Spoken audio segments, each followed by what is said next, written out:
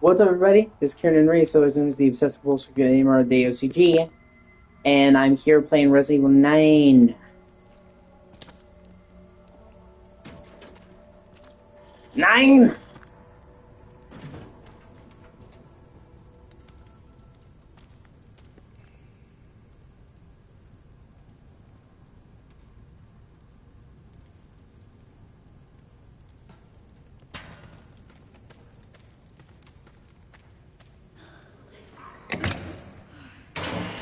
And I've done everything there's to do in the basement, so I'm gonna progress.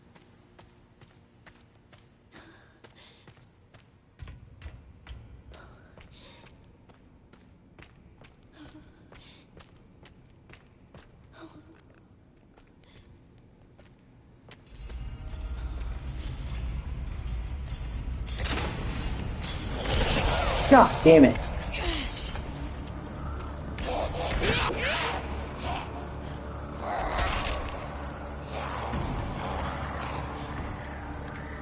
Look at that shit.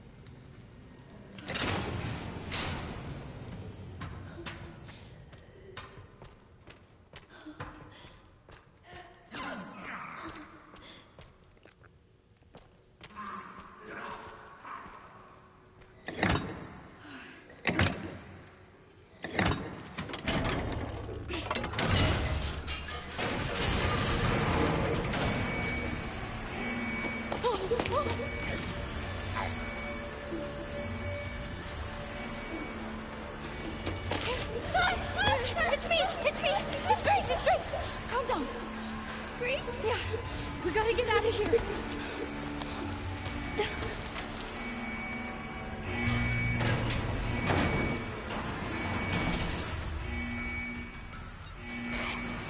Hold on tight. I'm scared. Why is it so loud? It's gonna be okay. Just don't let go.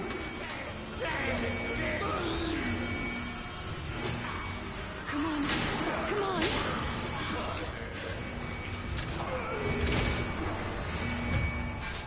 It's just putting you down.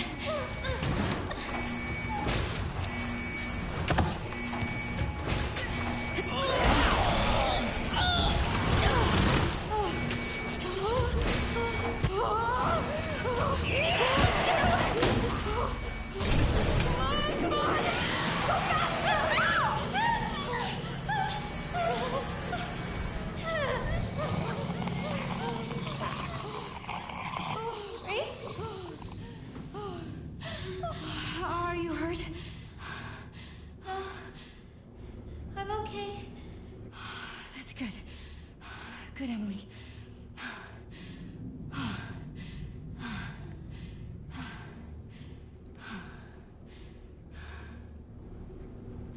Let me make sure I'm live. What's going on?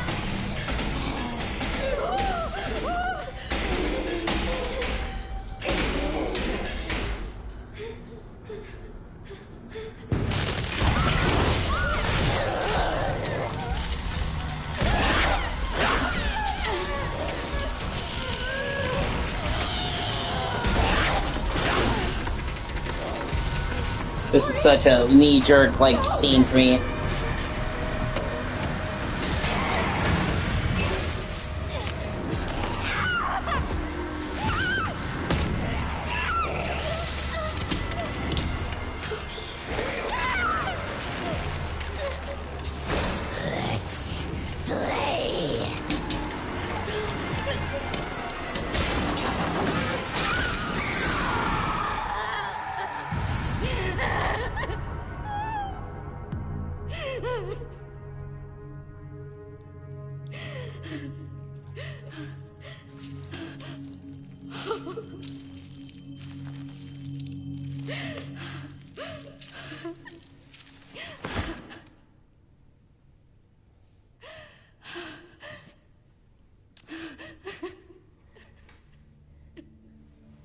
Grace?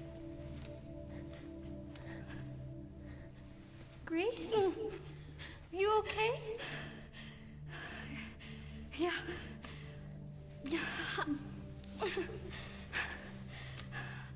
How about you? You okay? Here, I kept this safe for you. Thank you.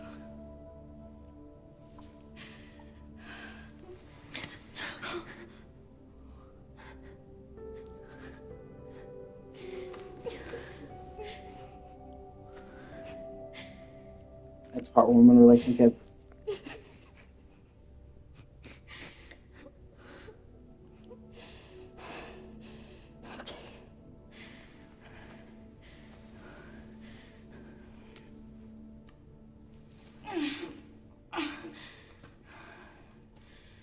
Let's go.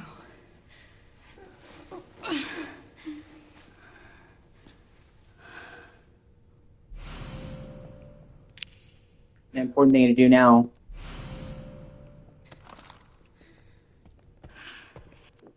is grab the severed hand from later. Do you maybe want to leave with me? It's not safe here. Okay. Good. That's good. It also shows how trustworthy. I want to see her watch. Yeah, her watch actually keeps the time in the game. That's actually super impressive too. Grace is where she still asks her.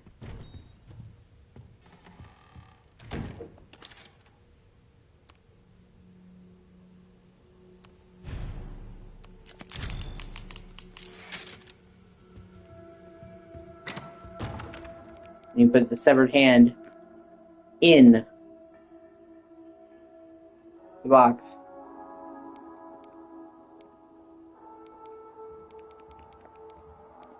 It's one of the only things that carries over the takeout charms. I'll grab the empty bottles. Now I can actually do shit with them. Grab the sun quartz and the moon quartz.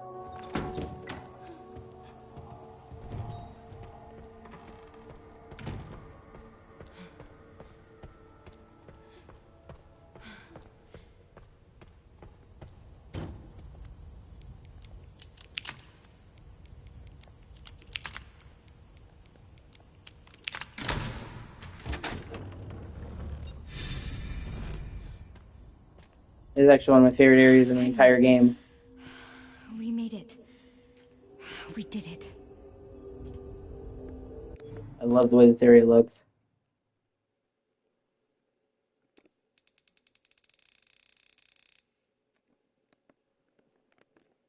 I actually wish there was more of this kind of wooded, suburban, in the mountains, lonely, dark night look. I really like. I mean, once again, it's a nitpick, but yeah, I wish there was more of this in the game.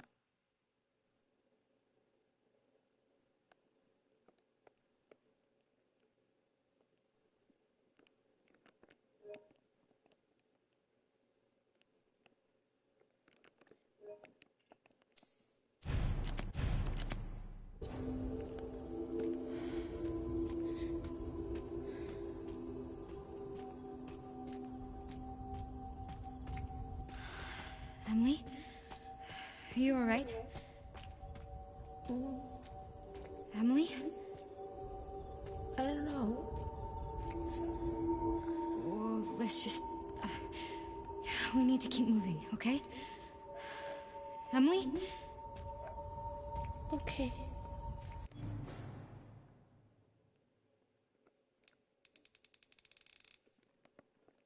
I got pictures here.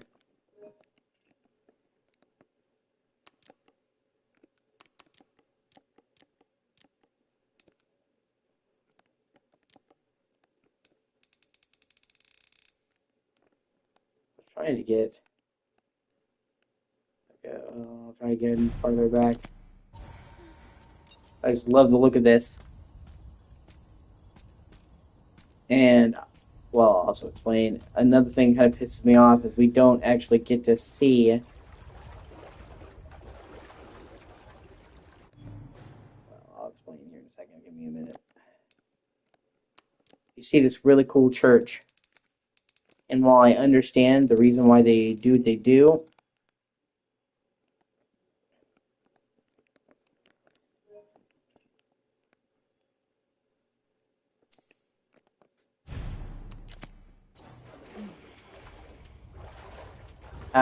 in the story,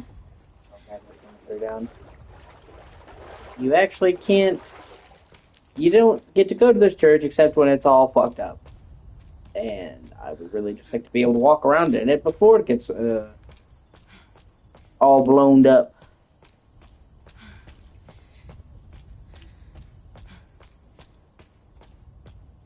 Once again, a nitpick. Oh my god.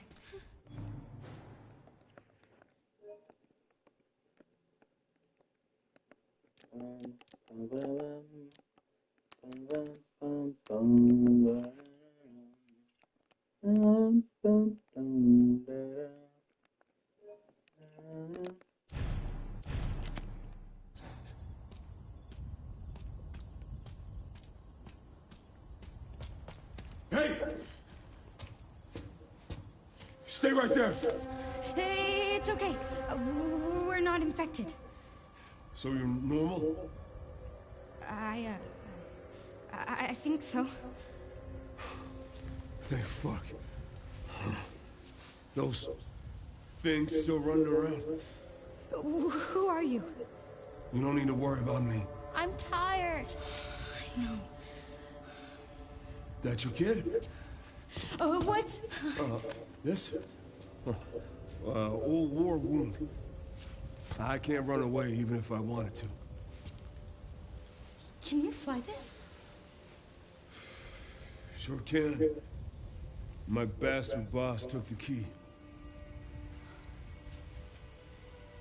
You know, I could fly us all out of here.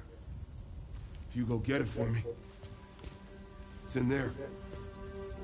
I'd go myself, but I can't outrun those things, not with this leg. Are you lying to me? What? Have you seen the same shit I've seen? Look, lady, we're out of options here. How much longer do you think any of us can survive? Can I go back to my room now? It's not safe. Hey, we can help each other. I'll protect her. If you get the key, I'll keep her safe. I promise.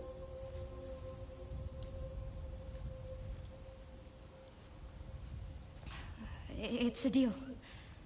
Unfortunately, they show pretty conclusively that most of the employees in this facility didn't know what the fuck was going on. And many of them, except for the ones in the higher upper levels, honestly thought they were helping people. Because you think of all the people dying in the facility that it'd be like, Gotta strap you in. you think of all the people being like that, you'd be like, oh, fuck them, they're Umbrella. I'm Grace. But no, they're just regular people, they got fucked over. This is Emily. Harry. Thank you, Harry. No problem. I'll be right back. And there's been so many other examples.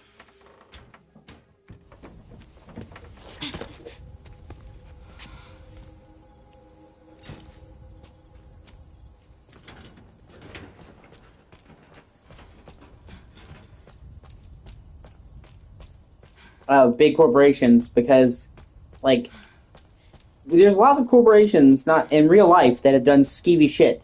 Do you think they're telling the fucking low-level door employees what's going on? No, most of the time, in order to avoid liability and loose ends, they only tell the very people, they only talk to the people at the very top. There's been lots of situations where it's like, there's a company that comes out, so he's like, oh, they work on this company. It's like, dude, they are the fucking door guy. Do you think you know? And they already made this point actually pretty succinctly. In Resident Evil 3,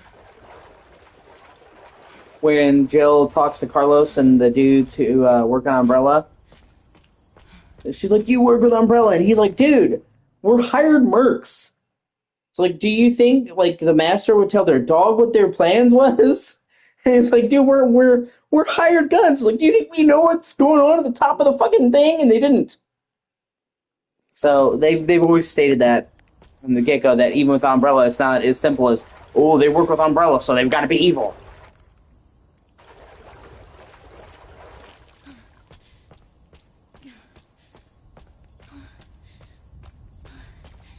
And I think it helps to ground it because, like, if it was a play, like, they want to show you the horror of this situation.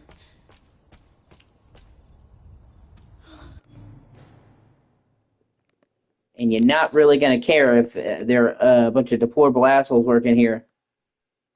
You know what I'm saying? You know what I mean? You catching my drift? You picking up what I'm putting down?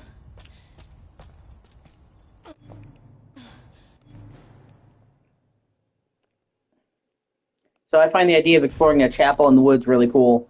I mean, granted, it works in the context of the game, for sure. I just wish that we, like, you just seen the outline. It looks really creepy, and I wish we had gotten to see the fucking actual thing before it got blown to shit.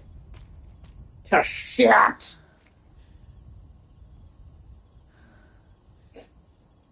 To fuck!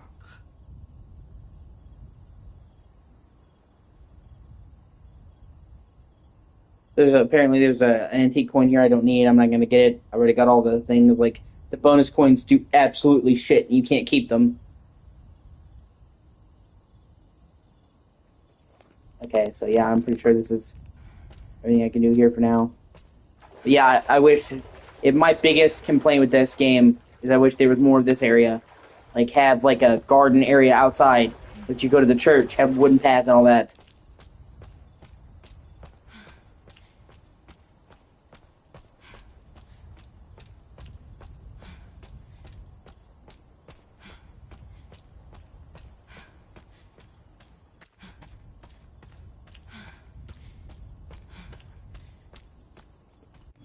Yeah, hold on.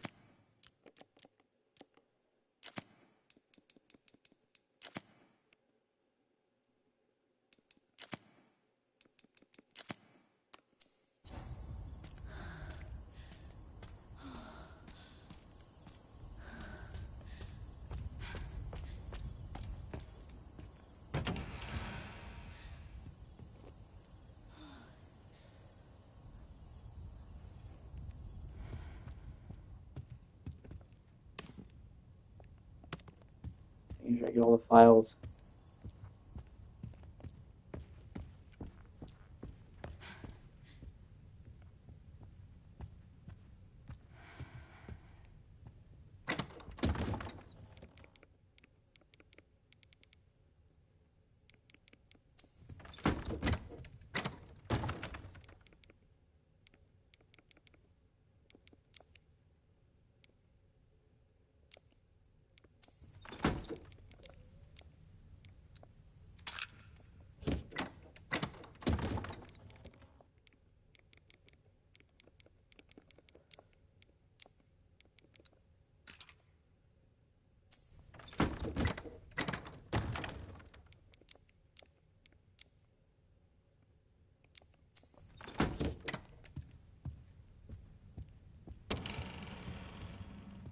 Please, just let it be in here.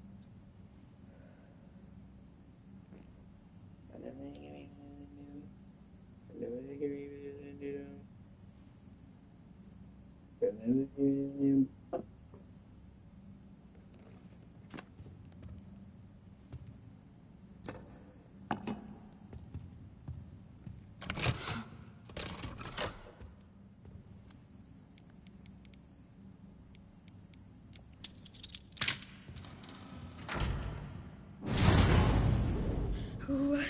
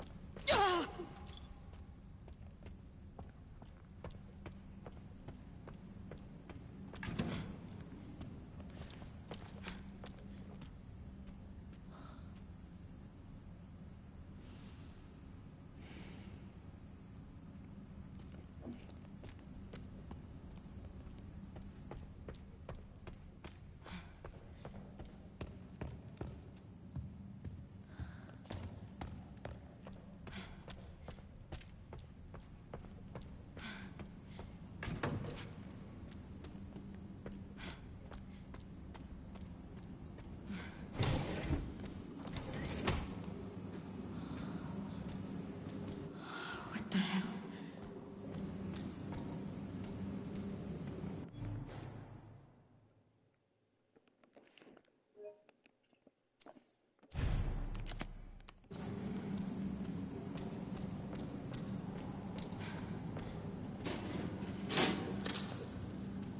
Look at that girl!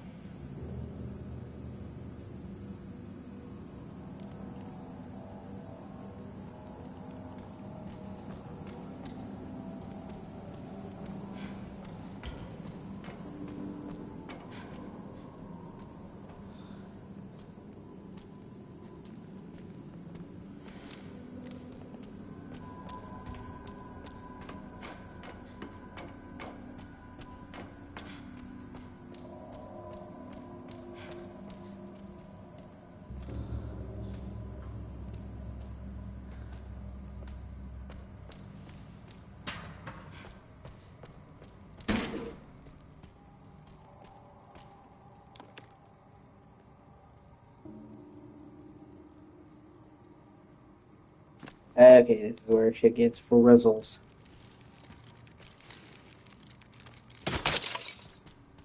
Fuck you, Mr. Raccoon. I'm tired of your shit, brah. You don't heed your last call, Mr. Raccoon.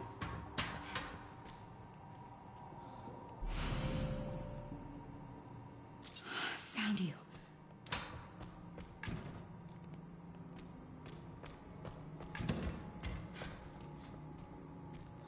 Oh wait, never mind. I have to go so.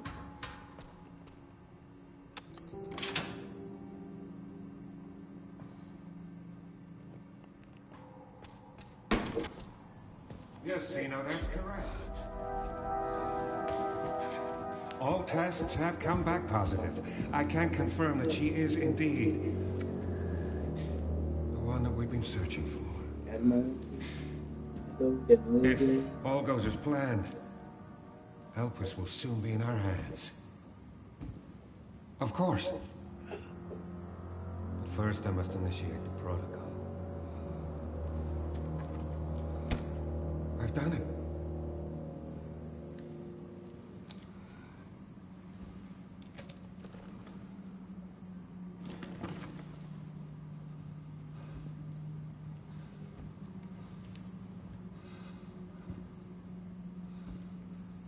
I've done it. I've done it.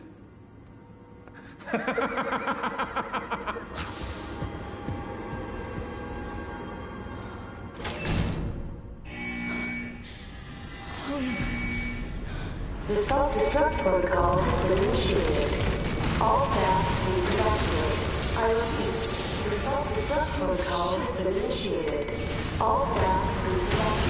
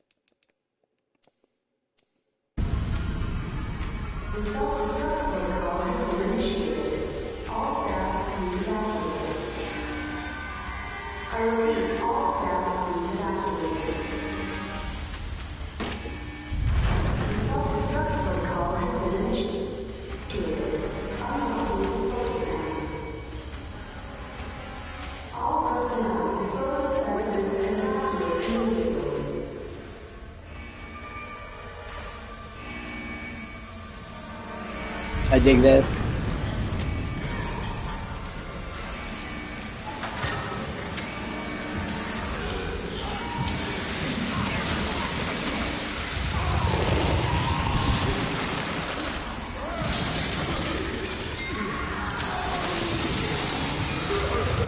Okay, let's.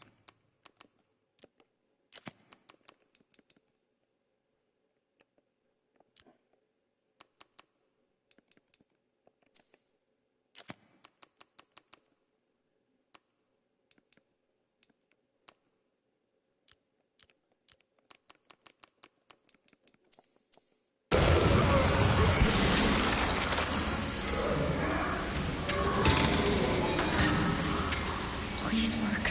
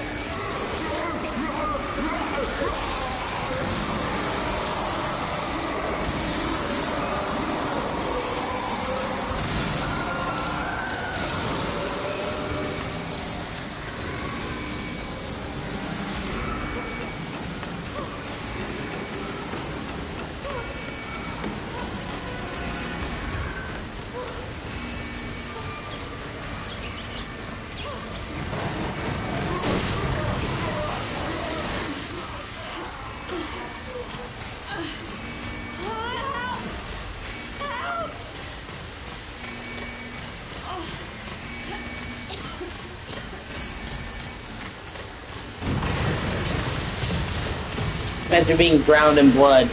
Jesus. All the bad ways to go, that's gonna be one of the fucking worst.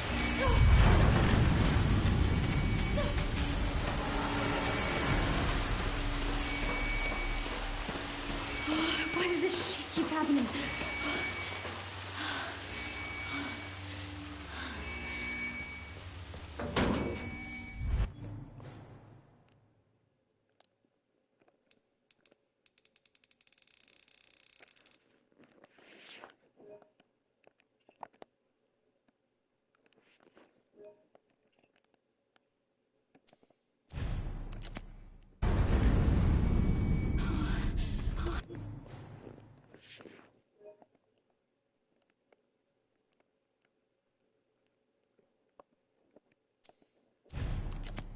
I made it.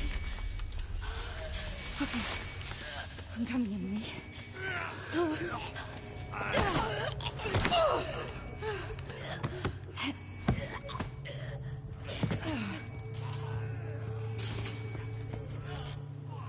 You understand, Jimmy? Get the fuck out of here!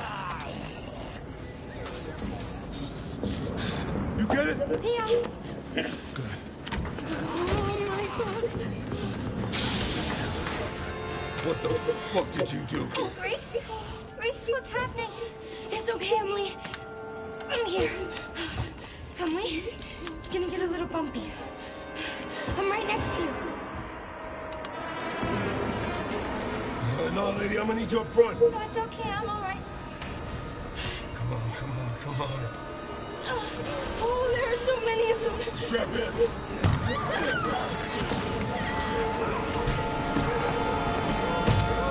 Oh, come on! What's it look like I'm doing?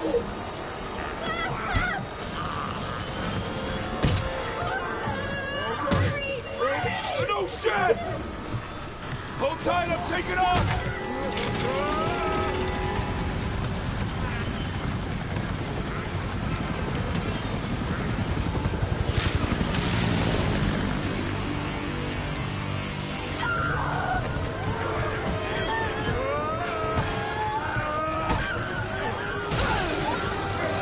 Get off me! Get the fuck off me!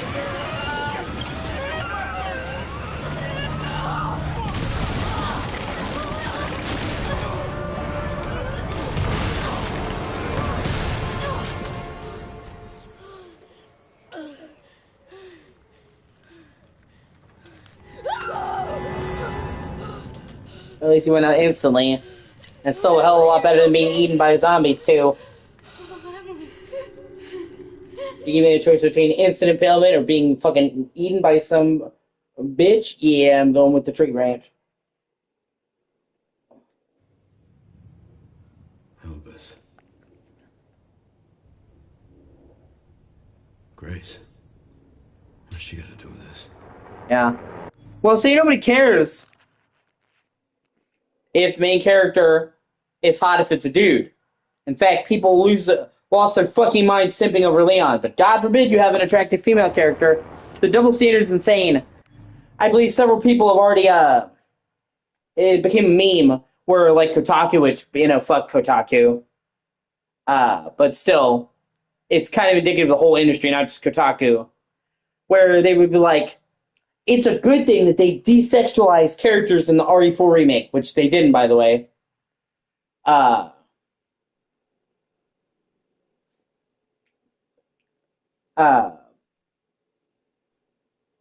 then they showed off a shirtless Leon mod. So they literally the same writer for the same publication said, don't sexualize female characters, but hey, look at this shirtless Leon mod. And I've seen so many people go crazy, so many women go crazy simping for Leon. And like, oh my god, I would fuck Leon, and I would marry Leon, and do me Leon, daddy. And there's nothing wrong with that, okay? But you know that if a guy streamer or a guy content creator did that for a female character, they would be like, dude, you're creepy, get a life. You're desperate. Like, literally, I kept seeing clips of female streamers playing this game and thirsting over Leon. And like, you know what, if I did this for a female character, I would be told I was creepy. I mean, in general, I don't thirst over game characters, period. I've never really, I can see a woman in a game and say, yeah, it's weird. In general, I have never thirsted or had, like, an attraction to a video game character. Like, I can say, well, that person looks attractive. Like Lara Croft. But I've never thirsted over a video game character. I've never gotten hot and bothered. I've never seen Lara Croft and said, oh my god, I gotta fucking jerk it. Or, holy shit, she's hot. So I never really understood people doing that because maybe it's because, for me, it's like a video game character, it's a fictional character. Like, like, if you watch porn, 99.9% chance you're never going to be able to get with the person in porn, unless you're one of those creepy guys who thinks, oh, she actually does like me or whatever. But they're a real person. they exist. A video game character does not exist. You could never have them. So to me, it always seemed pointless to, like... That's what I'm saying. I've never seen the point in thirsting after a video game character. Because it's like, you could never have them at all. It's impossible. So you're just setting yourself up for failure. And by extension, anime, I know a lot of people simp for anime characters, for show characters. Like, it just doesn't do anything for me. So I was never going to, like, simp over female characters in the game anyway. And if I want sheer sex appeal, I'm going to watch porn. It's like, if all I'm here to playing this game is for the skimpy jiggly, I'll just go watch porn. It's not what I'm here for. But, so for me, I never really thirst after characters, but I'm pointing out the double standard where it's very much okay to thirst after dudes, not after chicks. It's okay. It's expected to have hot, they are, yeah, for sure. It's expected to have,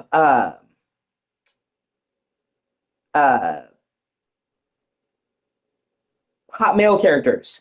Like, if they had came out with RE9 and they had made Leon look ugly, the fan base would have had a fucking meltdown. Like, if they had changed anything else in the game, they would have said, why'd you make Leon ugly? You would not have seen that energy about a female character. Like, all hell would have broken loose if they had made Leon ugly.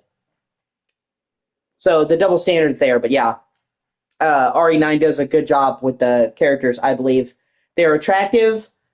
Actually, you know what? I'm gonna go on a limb here, and I'm gonna say Capcom as a whole has nailed the art of doing sexy female characters without being overkill. If you look at all their recent games, Resident Evil 2 Remake, 3 Remake, 4 Remake, 7, 8, 9, Cammy, yeah, DMC 5 with Nico, Monster Hunter, not just the female characters in Monster Hunter, but even the characters you can make. They are attractive without being distracting. Where it doesn't ever come across like, oh my god, look at, we're trying to make you look at the characters. Like Grace, in this game, is attractive without it being like there for her sex appeal. So I would say Capcom on the whole does a great job with sex appeal. Same thing for Leon. I know people thirst over Leon, but on Capcom's part, he's not really sexualized. That's the entire community. They don't, like, look at how good looking he is, look at his arms, or anything like that. You know what I mean? That's the fans. Capcom themselves, he's good looking, but they don't like, oh my god, look at him, or anything like that. Even Lady Dimitrescu in RE8, which was like the most thirsted after video game character of all time, arguably, she's actually dressed really modest. Like, people talk about, oh, she's a big titty vampire. She's wearing like an 18th century dress that covers up virtually her entire body. So it's not like she's like, you know what I mean? Like, her clothes, if you actually look at her clothes, are really modest. And her daughters are wearing like top to bottom fucking black veils and shit. So they're not sexualized either.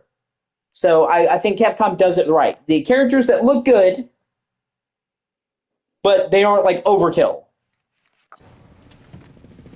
Yeah, and I got off tangent, but yeah. It just showcases the double standard. Hell, even Ada Wong, she's supposed to be the sex pot. She in all the recent games, she's never been sexualized. Like, she's attractive, you can clearly tell she's, attractive. She's supposed to be. She's supposed to fit the, classic femme fatale archetype. But she's not over-sexualized. The only game that ever came close to over-sexualizing Ada was RE6, where they actually have a couple moments where they show her entirely naked, except for like a camera angle not showing her breasts. And I'm like, okay, that's a bit much. I see what you did there. And RE6 had so many problems that doesn't get mentioned very much because it's at the bottom of the list. But all the modern Resident Evil games has not really sexualized Ada. Hello, gorgeous.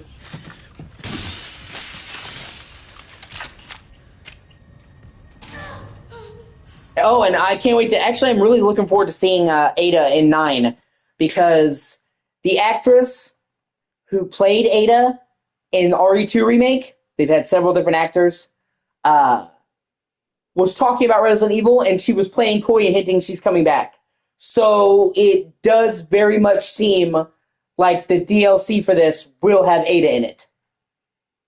And the current rumors that I was seeing kind of line up with that, because they were saying that there was going to be one story DLC for like following Grace's gameplay, probably with her mom, and one with Leon, and obviously Leon's DLC is probably where Ada's going to come in.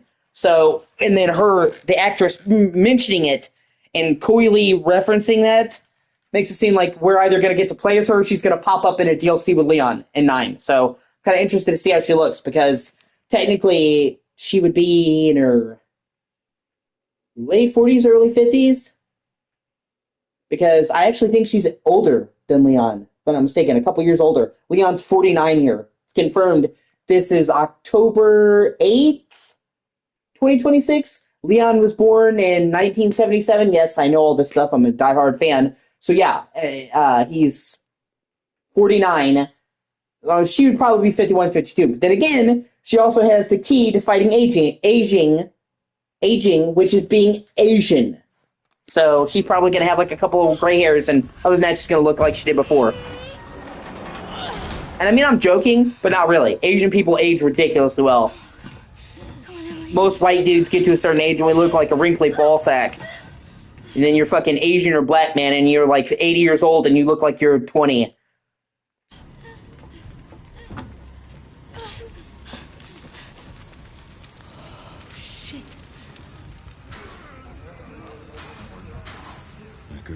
Stay out of trouble. Which, fun fact, you're not even seeing Leon in his full form in most of this game. I thought Leon looked a little bit haggard. I'm so glad they added photo mode. They added, I thought Leon looked a little bit haggard in this game, more than he should, and it's because he's sick.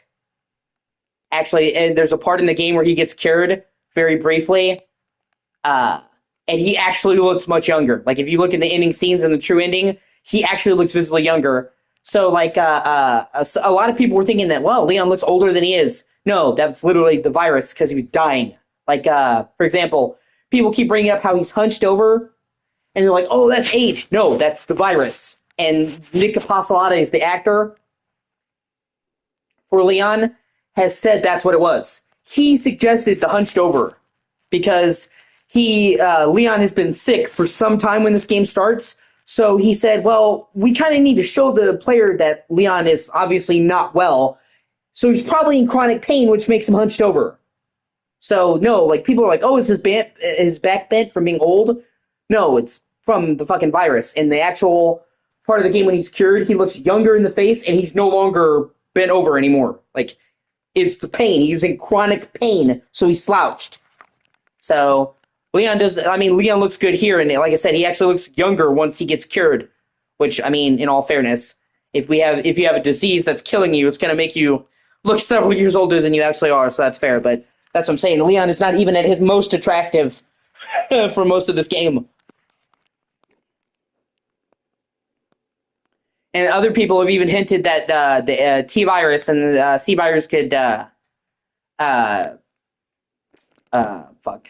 delay their aging, because in Resident Evil Death Island, the movie, Jill looks almost exactly the same as she did in RE3, even though it takes place just a few years ago.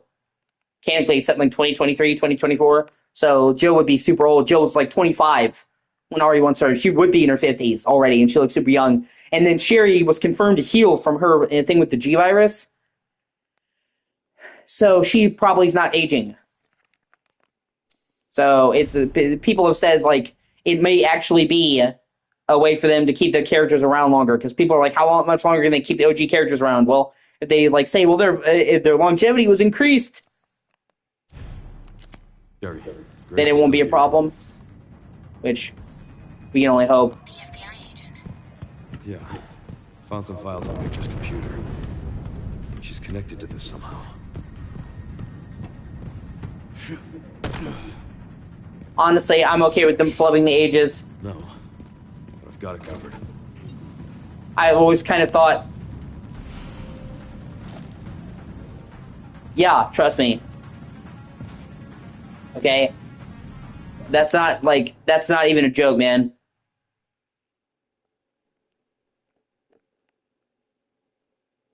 I have a special talent for maintaining information.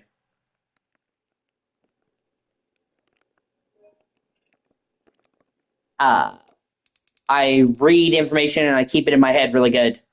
And I've strengthened that by constantly reading.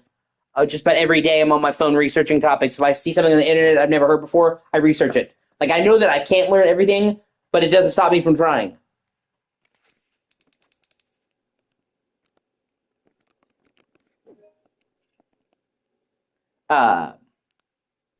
And especially for Resident Evil, which is arguably my favorite series of all time ever, I need to think about it. No, I wouldn't. That's funny, but you got to keep the brand name. I spent too long putting money on this name. That's why people are dumb. Like, I know you're joking, but I'm just saying in general. There's been a lot of YouTubers who will start over, like, their name or rebrand, and they're like, "Why are my channel views lower?" Because you got rid of the fucking name. Nobody knows your new name, man. It's like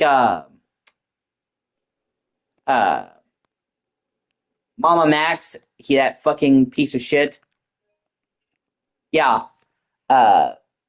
He changed his name to something else, and he's like, "Why is nobody selling my videos?" Because nobody knows your new name, dude. Like I said, like, the brand is a large part of it.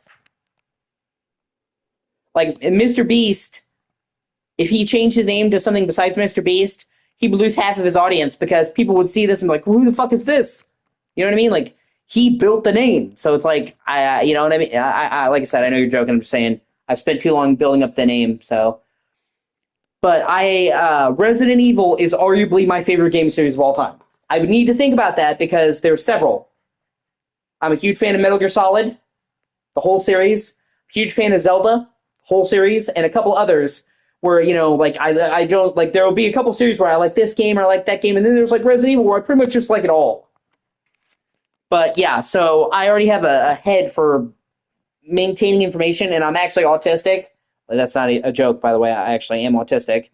Asperger's, basically diet autism. I can't believe it's not autism, but most people don't know what Asperger's is, so I just say autism, whatever. So you can literally say it's my autism. But when it comes to Resident Evil, a series that I really care, I really do the fucking research.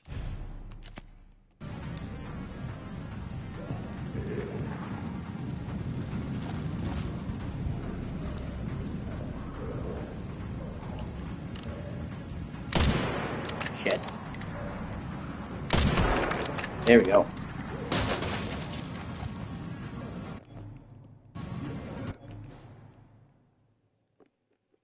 So many good pictures in this game. Like I said, I was really disappointed this didn't have photo mode at launch, which I just think it was a polished thing. They weren't going to delay the game, and they had to only so much resources, so they made sure the game was polished. So, which I understand. You sometimes, in order to meet deadlines.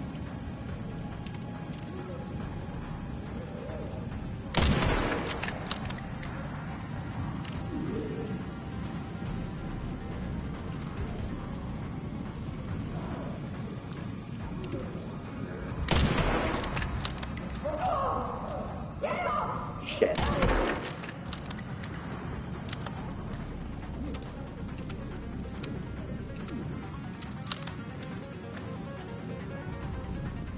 And then one of the most bullshit things, there's a fucking Mr. Raccoon out here on this pew, and like 99% of people miss this. I would have missed this if it wasn't pointed out to me. Like, you have to look out here in the middle of a sniper over here, see it before you progress. And it's like, most of the raccoons things, it's like, oh, you can see it, but it's like, how are you gonna fucking know that that's here? The answer is you wouldn't.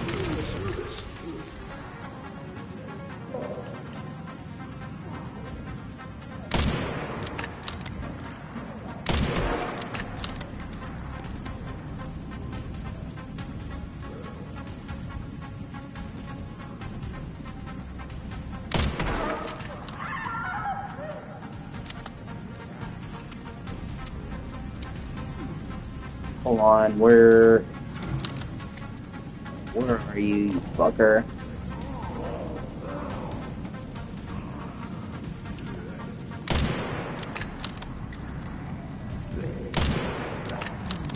Shit.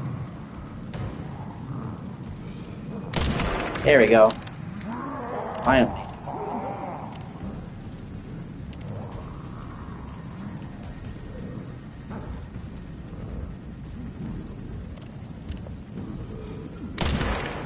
Oh, headshot.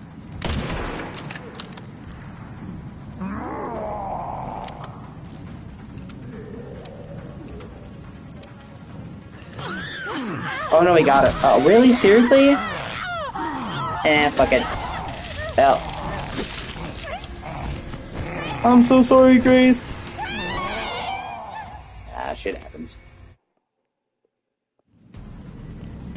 Actually, while I'm here, let me just get that Mr. Raccoon right away. It follows across save files. If I get it now, and just focus on that, then I can restart the sequence and still have it. It's like I said, you're sitting here with the sniper rifle. Oh, hey, it's good to see you, Dustin. Sitting here with the sniper rifle. There he is. Fucker. Honestly, the most bullshit fucking Mr. Raccoon in the entire game.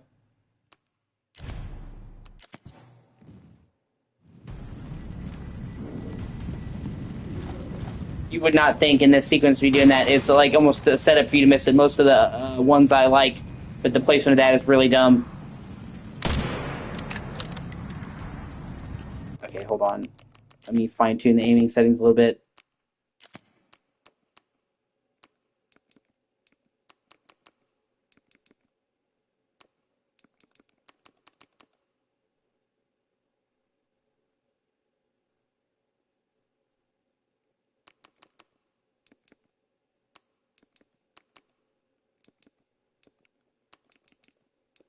It's a great game.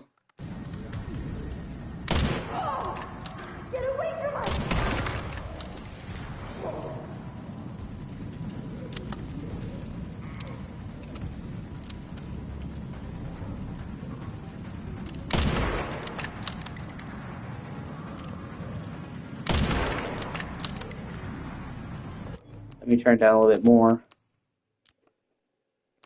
I think one of the patches, they tweaked the settings. Some people thought the settings were a little wonky for the aiming, so they adjusted it, and it's throwing me off because I'm used to it one way.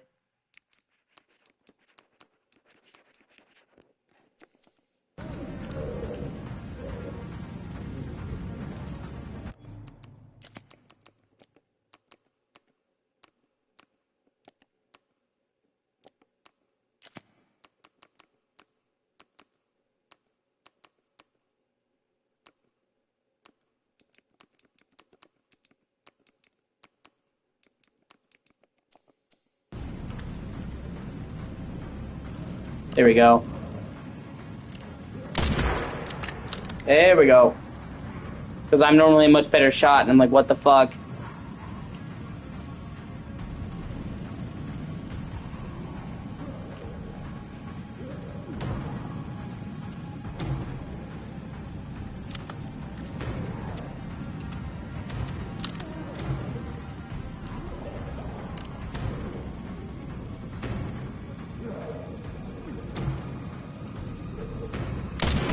Must be time for the evening service.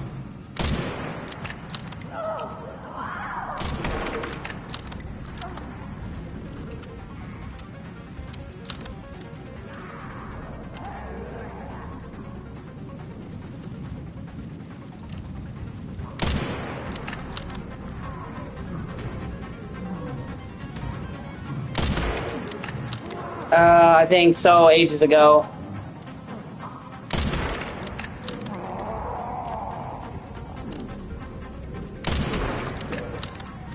I've tried out a lot of games.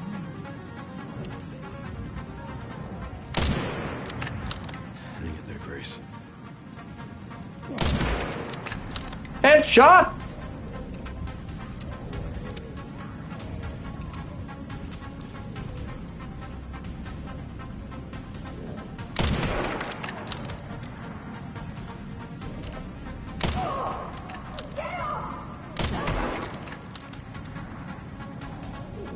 I forgot, I added you on PlayStation so you can see more of my games than you could before.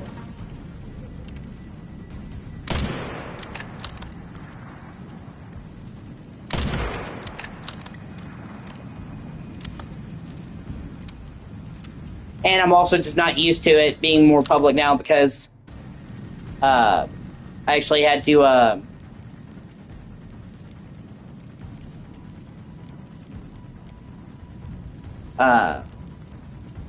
for a while I had my shit private because I actually had people who were like snooping through my game records and shit. Like friends, it's one thing, but like I had people who watch my streams, like look at my stuff, and even if it's like, well, what could they do? It just, I kind of hate the feeling of being surveilled. Do you know what I mean?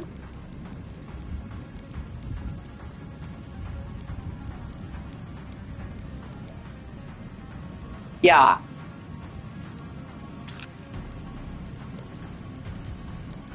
So for a long time, I had my game history private.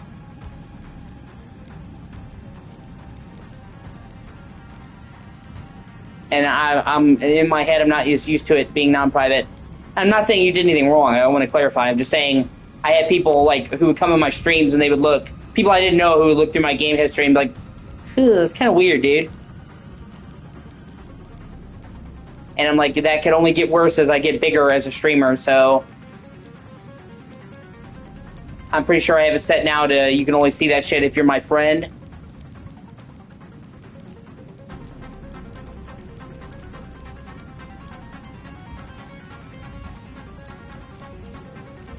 Oh, God, I hate having empty space, man. All right. Yeah, they definitely tweaked the aiming settings.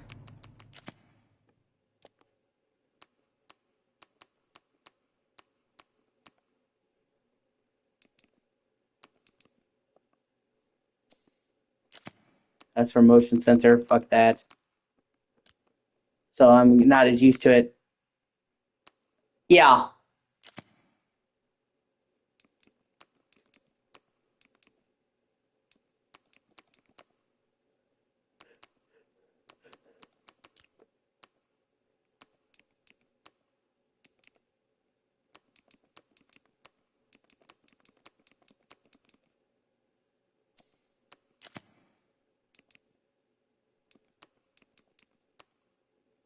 I gotta say, man, you sound like you did some wrong.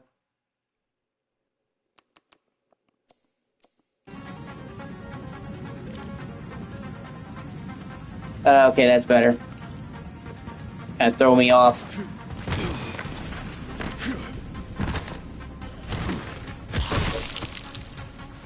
Excuse me.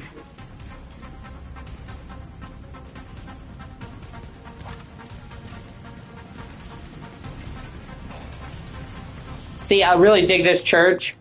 And one of my nitpicks of this game is that you don't ever get to explore it before it's on fire.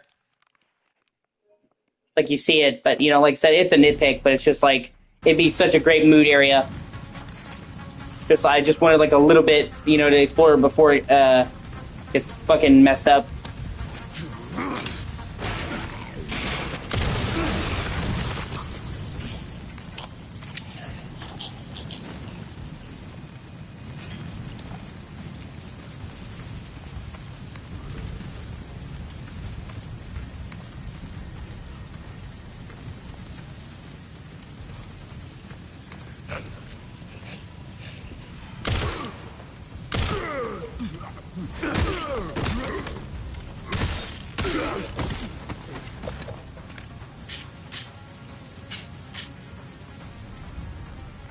Like I said, all the problems I have with this game are very nitpicky, and they've already fixed some of them, like in no photo mode. Felt like a step back, because, well, the other games had photo mode. Now I wish they would have a field of view slider, because the last several games have, and because I think there's parts where in third person the camera is too far zoomed out. Once again, it's a nitpick, but I want it to be closer to back behind the shoulder.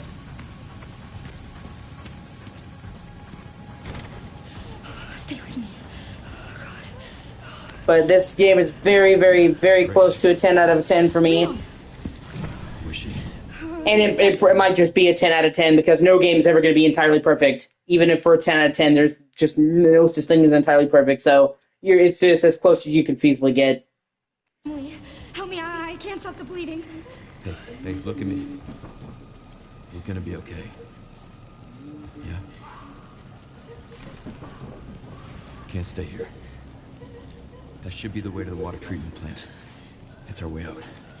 Let's go. Oh.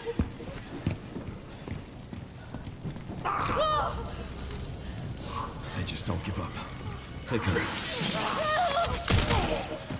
Get her safe. Go! Now!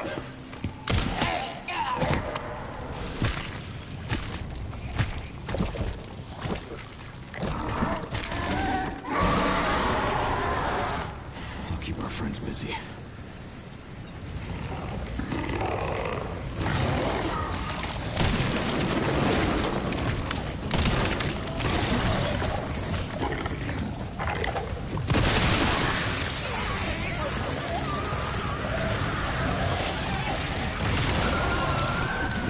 Others.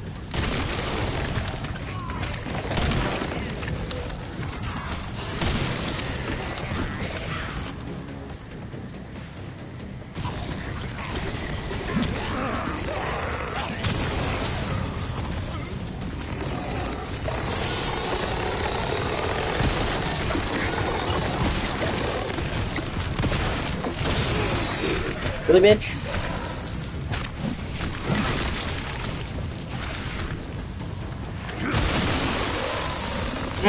Blood.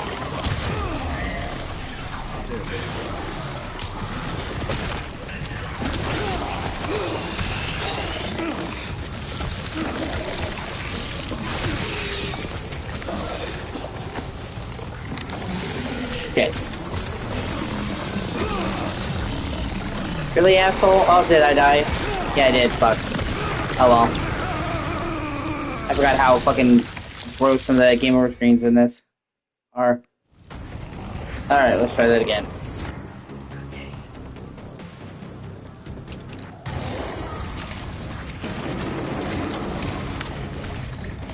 Here we go.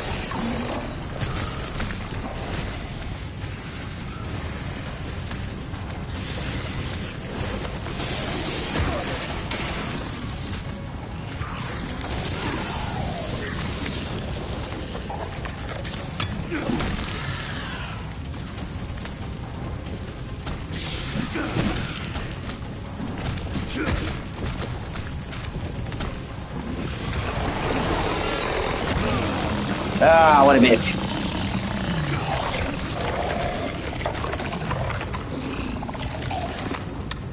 Ah. Finally. Holy shit.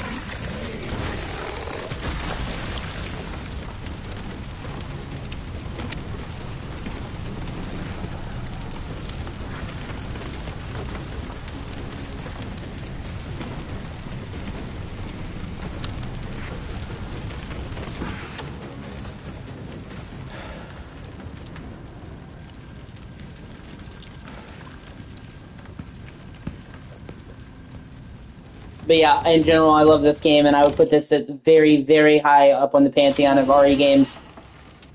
I'm not sure if it's my favorite, because that's such a loaded question. There's so many I love, but I would definitely put this very high on the list of my favorite RE games.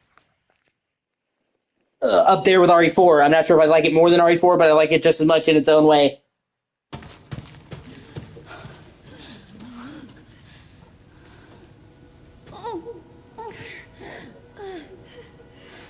I'll get you out, Emily. There's gotta be a way to get to the surface.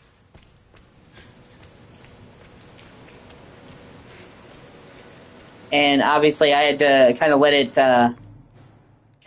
decompress in my head, because there's like a lot of hype when you first play a game, but now that I've went through this game several times, I can honestly say that, yeah, this is one of my favorite RE games, and the hype is real.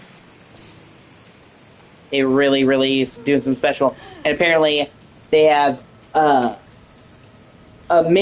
special mini game coming in May, which I'm not sure what that's going to be. That's going to be free DLC. If it's the Mercenaries mode, I will spontaneously combust. And then it's going to come with more quality of life improvements in May next month.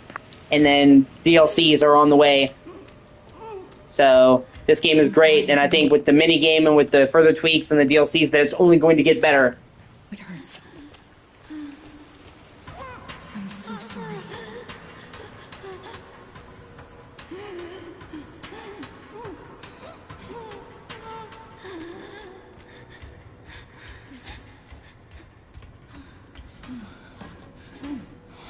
Dead end.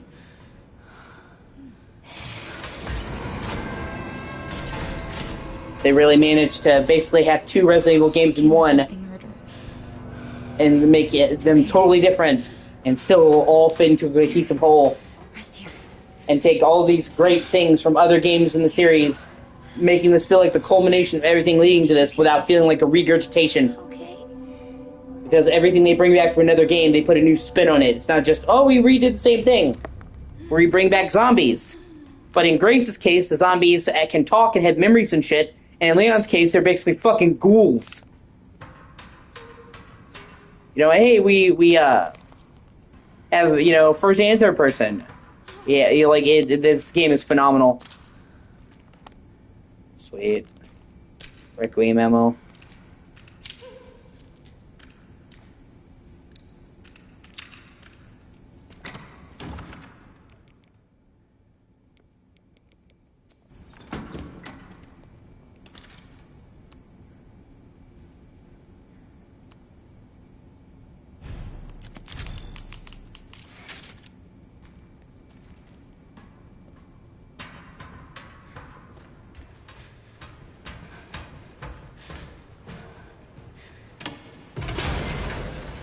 Hey, we brought back Raccoon City, but it's not like any original Raccoon City you've ever seen. It's all bombed out and shit.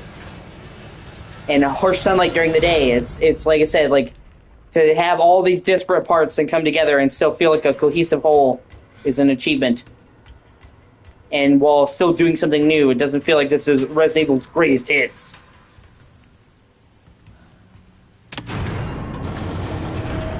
It's a culmination of everything they've been doing, but it's also a powerful new step forward. Reset the power distribution units on the lower floor.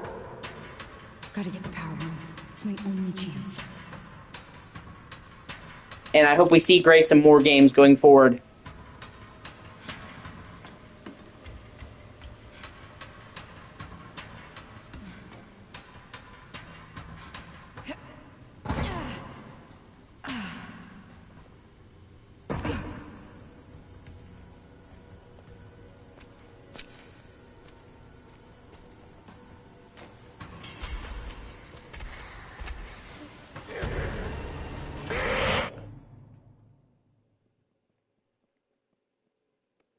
And make sure check out the files.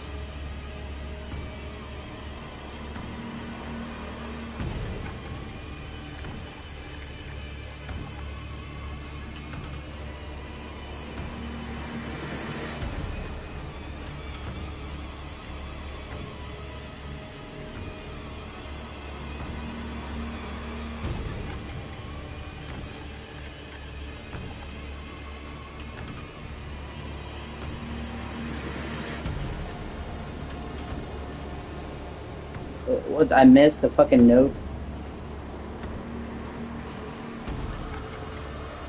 Hold on, what note did I miss?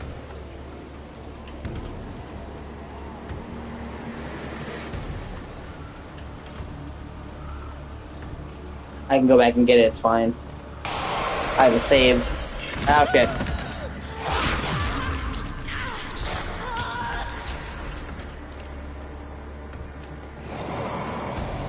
Thankfully, they're saved. Like, the files are saved across playthroughs. So if you miss one note, you don't have to go back and get every other note again. You can just get the one you're missing if you have a save file.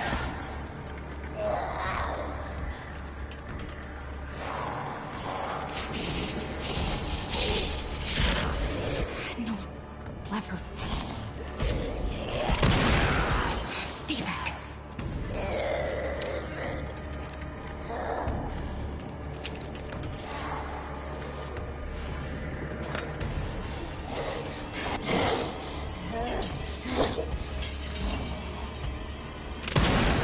God damn it. Just die already.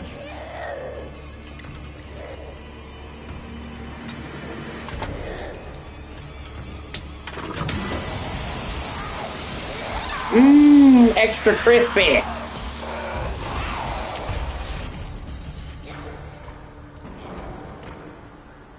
Two to go. Just the way I like my biohazards.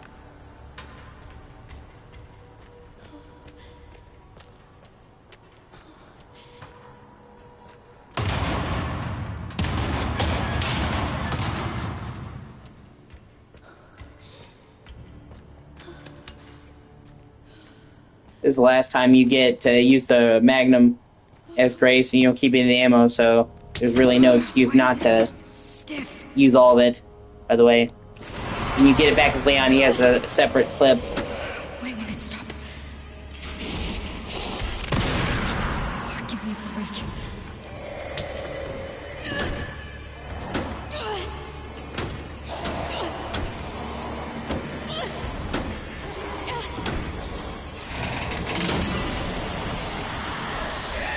Yeah, fry bitch!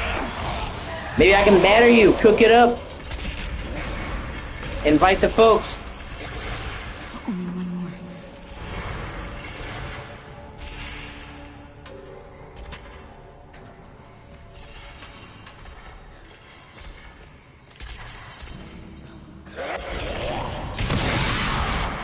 Close one.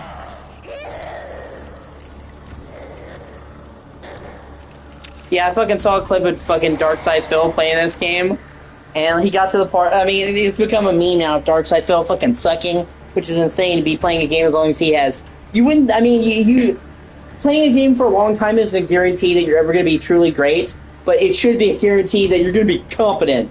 And, like, he repeatedly died at the part where you have to fight her, because when you open the lights, you have to shoot her too.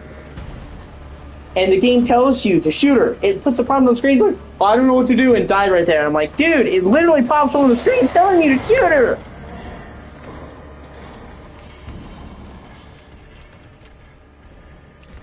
And it's like, this guy is a professional streamer.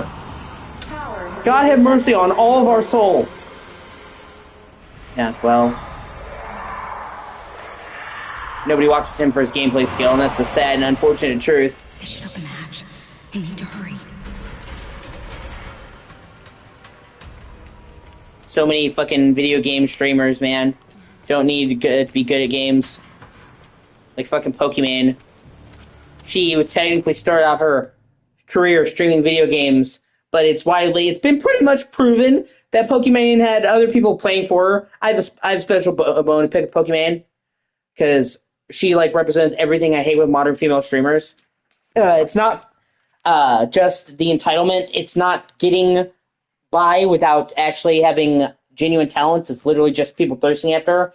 It's not just the fact that she's actually really mid, okay? And normally I wouldn't base somebody's appearance as any kind of, like, I wouldn't use anybody's appearance as, like, a metric to judge them, because that's superficial. But when your whole thing is people thirsting after you, it matters. It's like, you know, does somebody looking good matter? Most of the time, no. If they're a model, you're kind of in a business where it has to do with your appearance. So it's one of the few instances where I would say it's okay to judge her appearance, and it's like, why are dudes thirsting after her? She's mid as fuck. She's not ugly, but like the degree of thirstage is disproportionate to her actual looks. And also because we have almost the same birthday. She was born the same year and the same month as I am. I think she was born May 29th, 1996. So we're almost exactly the same age. So I have a particular disdain for her.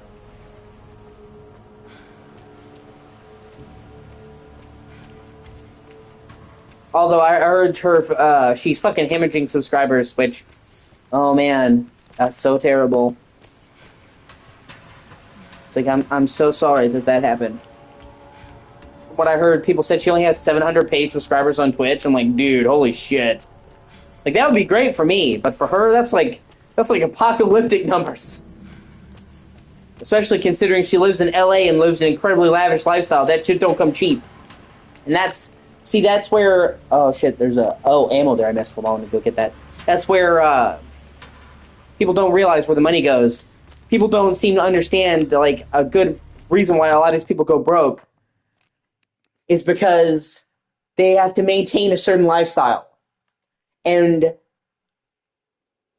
the upkeep in that lifestyle can be ridiculous.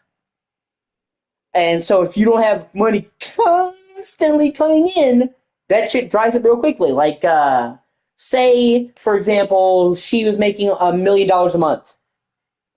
And she used to be making $5 million. Most people would say, well, you know, that's still more money than we would ever see if she is, you know, has $1 million. But when her properties and all that together is like $500K just to maintain, it's like, oh shit.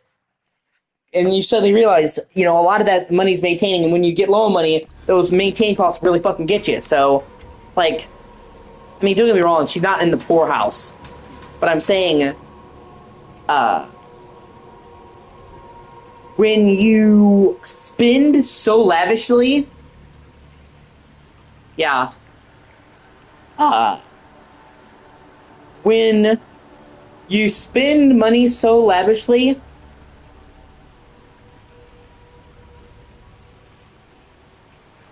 you gotta maintain it. So, I don't think she's anywhere near in the poorhouse, but I think she's definitely seeing her finances dip, and it's made her scared. And I think that's a key component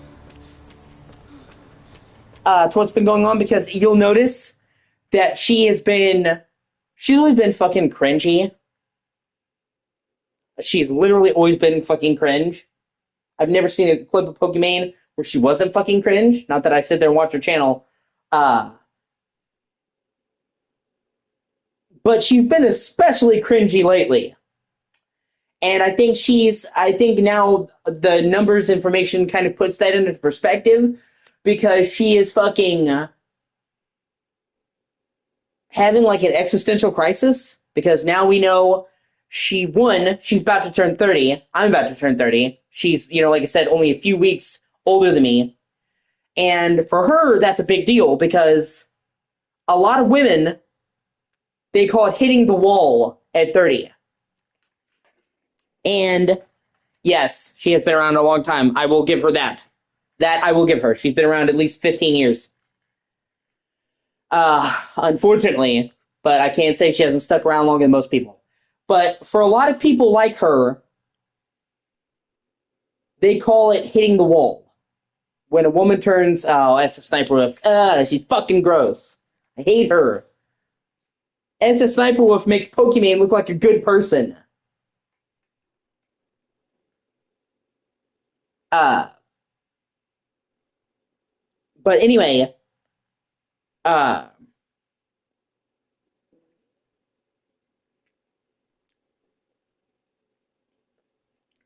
sorry,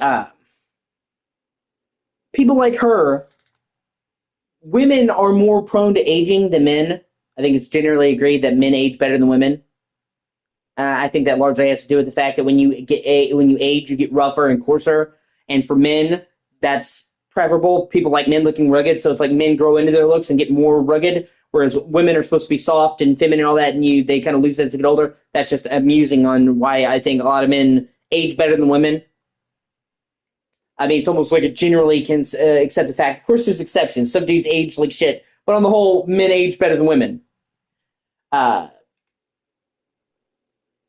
especially in Pokemon's industry, they hyperfixate on youth. Those Twitch girls are like, most of them are fucking, coming into this shit when they're 17 or 18, which is disgusting. Like, when they're, I mean, they literally have the definition of like barely fucking legal. So, in porn, and it's stuff that's porn adjacent, which I would say what Pokimane does is almost like porn adjacent because it's very centered on her looks and her sex appeal. If she didn't have people simping after her, she never would have got off the ground. Being young is more important than in other professions. And some porn stars, some content creators, they go into the 30s and they hit MILF status and they stay around. A lot of them don't. For a lot of people in porn, they tell you, you should probably be in and out of this before you hit 30. Like, hitting 30 is like, most of them don't make it past 30 in the business. And that's fucked up, but it's true. So, when you realize that she's about to turn 30 next month, and her views or subs are super low, I can now see why she's been extra cringy, because she's having an existential crisis. And why now all of a sudden, she's like, oh, I want to get married and all that. Because she's like, oh shit, I'm in trouble. And I think part of it is her trying to drama farm for clicks. But I also think part of it is her genuinely getting scared because a lot of these influencers seem to think that the shit they're going to be in lasts forever, which is fucking stupid. Okay, first of all, you're lucky enough to make it at all. But even if you do make it, there's going to be a shelf life. Nobody's going to stay fucking relevant forever. Okay? It's always going to be rare. But especially for people in Pokimane, where you get to the very top, regardless of my feelings of her character, and I think she's a shitty person, she's at the very top of her fucking game. Okay? When you get to the very top, it's very true. Burn bright, fade quickly. You can only maintain that fucking peak fucking relevance at the top for so long before somebody else gets that spotlight. So, and then for people like her, who are all about their looks, where people aren't watching Pokemon because they like her personality, it's even more limited because, like I said, a lot of them are like, why am I going to watch this chick who's old? I say old, she's 30, but in that world, it is old. In porn, they consider you a mom material when you're 30. Like, you're actually, most of them think you're used up and spent. I don't make the rules. Probably, yeah. Probably. Maybe SS Sniper Wolf, but I think she's more like videos now. She transitioned to videos. In terms of raw streaming, probably the biggest female streamer of all time. Yeah. And that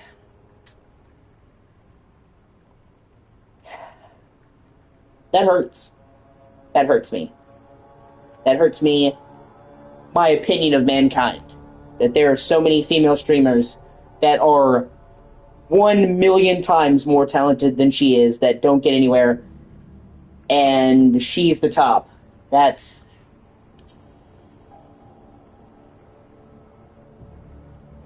sucks. Yeah. That's just... Well, I wouldn't say GOAT. Maybe in terms of raw numbers. But, like, when you say GOAT, it implies, like, quality. Like, Michael Jordan. She was just known for being hot. That's pretty much what it was. So I don't want to say that, like, there's any talent there. Like,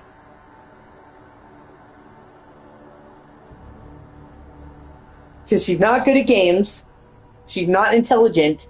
She's not smart. She's clearly not business savvy with how she ran her cookie shit.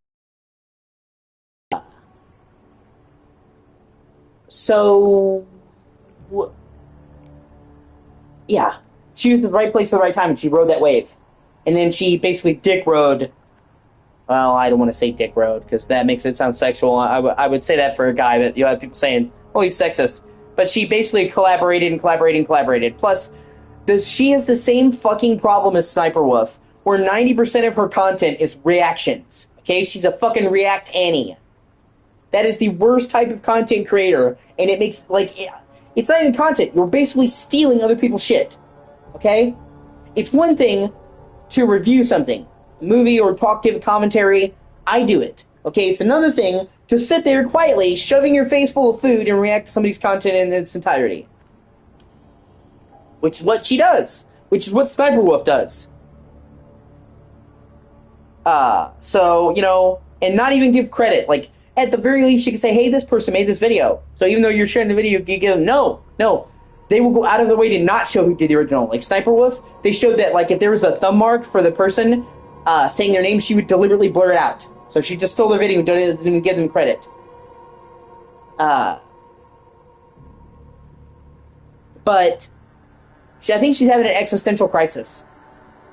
And she's still doing well financially, but she's seeing her money start to dip. And it's freaking her out. So she's kind of imploding, and we're seeing that. It's kind of like, say, Amaranth. I'm sure you're familiar with Amaranth. As much as I did have disdain for her, I have a lot more respect for Amaranth than her. Because, one, Amaranth is honest about what she is. She says, people like me for my tits, my body, and my butt. Right?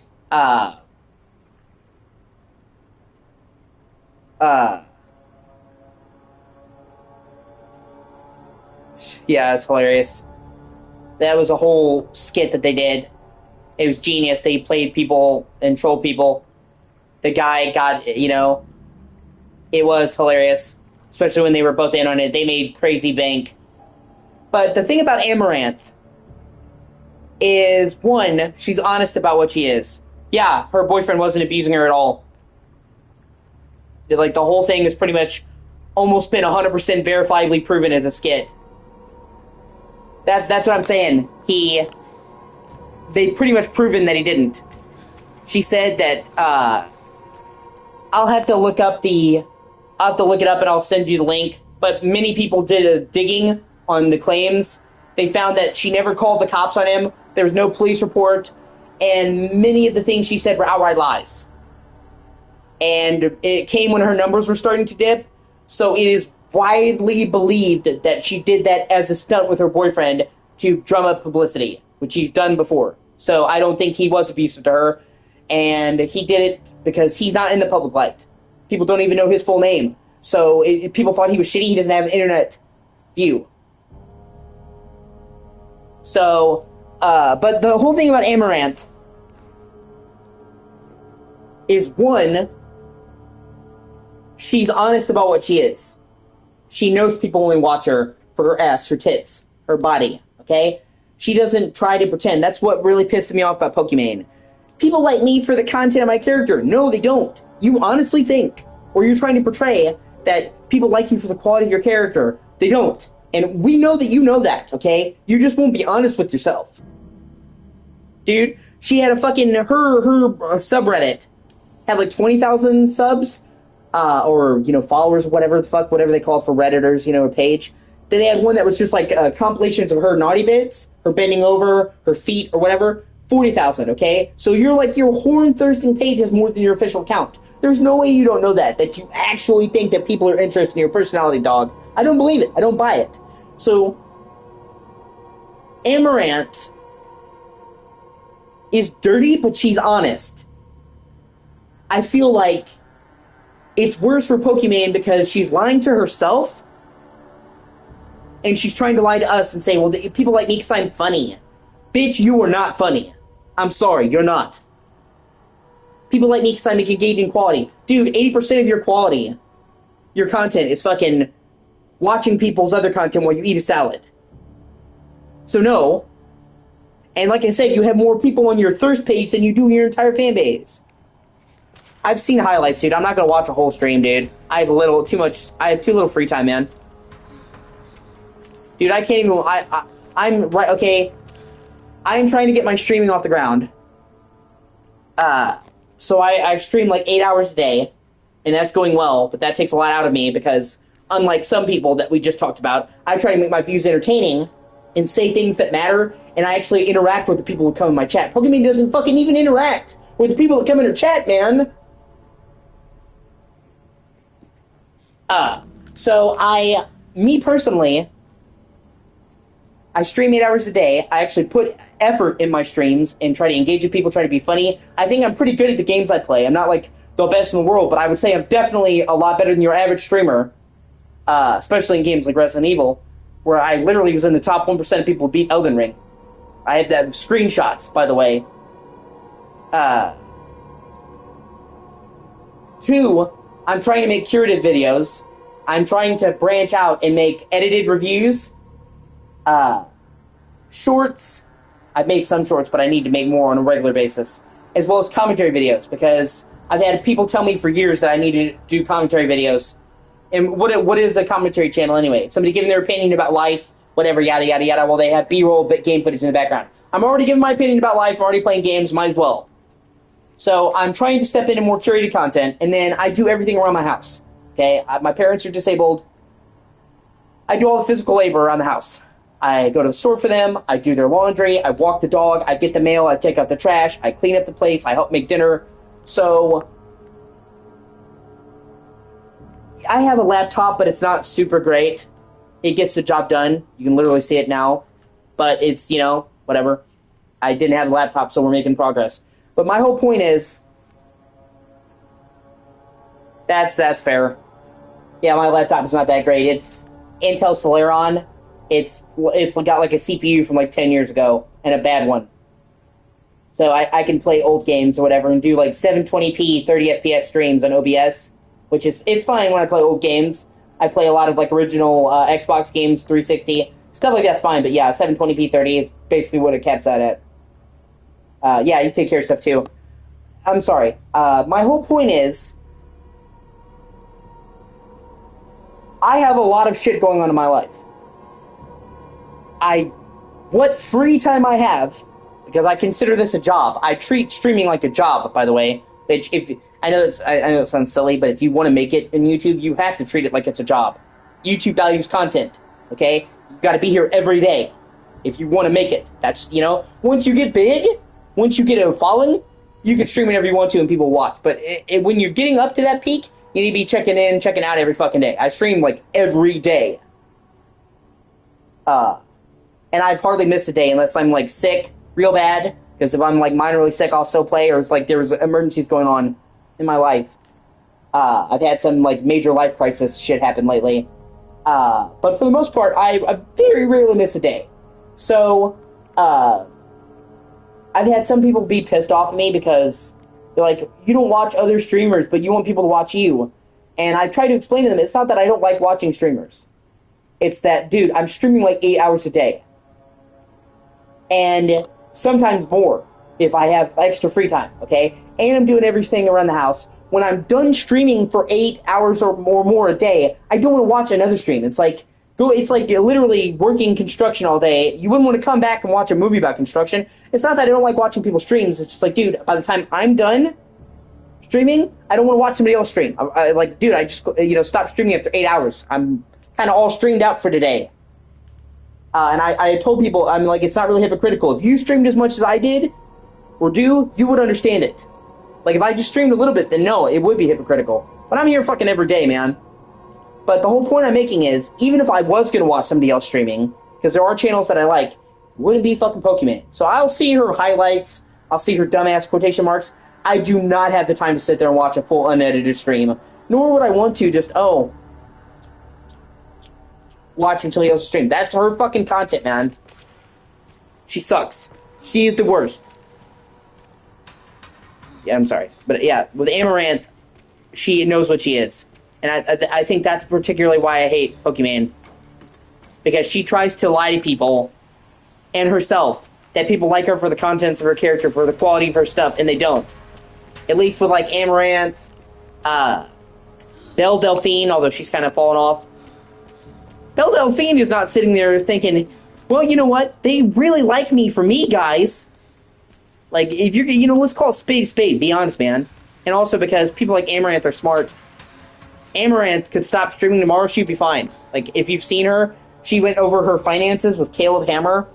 And that whole thing, by the way, you need to watch that if you haven't seen that. Her boyfriend comes out with her while he's doing the audit. He's dressed like a fucking pimp from the 70s.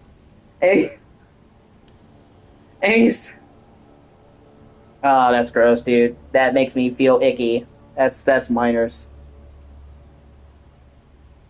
I mean, you can't control what kids watch, but yeah, fucking 12-year-old does not need to be watching somebody skimpy like that, man.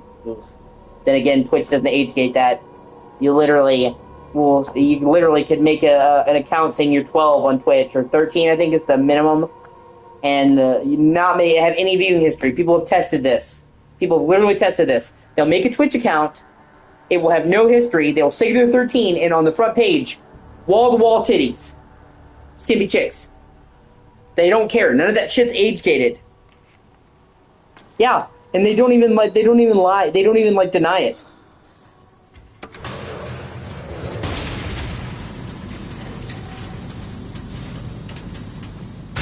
And I know I've paused the game and I've gone on a tangent, but it makes me furious because people like Pokimane will sit there and say, well, this sets a bad example for females. I'm sorry. You think you're a role model for fucking women? Of all the female streamers that little girls could be watching, you think you're the good role model? Watching and stealing other people's content, that's a good example. Hey kids, you don't need to make your own content, you can just steal somebody else's. Showing her ass, her tits, her feet. You think that's a good example?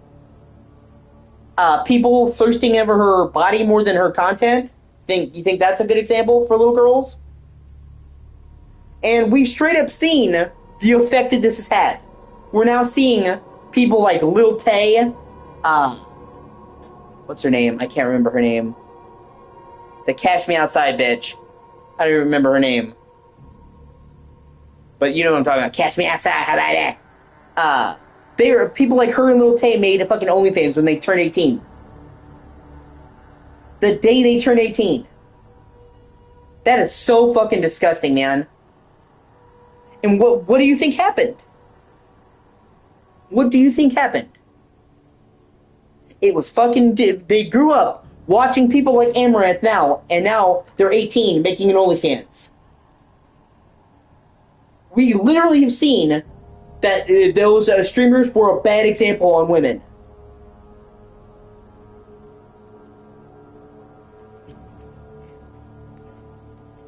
But anyway, I'm sorry, I got off track. You need to watch the Caleb Hammer episode with Amaranth. It's fucking hilarious. And it actually made me have respect for Amaranth. Because, one, her boyfriend comes out dressed like a 70s pimp. Fur coat, tipped hat, fedora, and he's sitting there talking like a pimp the whole time. And he's really fucking hilarious. He's like, yeah, she's my bitch. And you know he doesn't really talk like that. The whole thing is hilarious. And you're not expecting it. Like, Amaranth just looks like Amaranth, and he comes out like a fucking black pimp from the 70s. I'm like, what? And second of all, Amaranth was actually really smart. She bought a bunch of fucking businesses. Laundromats, gas stations, fast food chains, and invested her money into that. So, like, Amaranth, at this point, is just making money on money. She could stop tomorrow. She has, like, recurring fucking revenue streams, man. She made businesses. So, Amaranth, I don't approve of her shit because she's just getting by on her tits, basically softcore porn, and full-core porn. I know she has an OnlyFans. You wouldn't catch me dead buying an OnlyFans, but it's full porn from what I gather. But at least she was smart enough to spend her money fucking well and invest. Pokimane didn't do that, and she's in for a rude awakening. So, you know, like...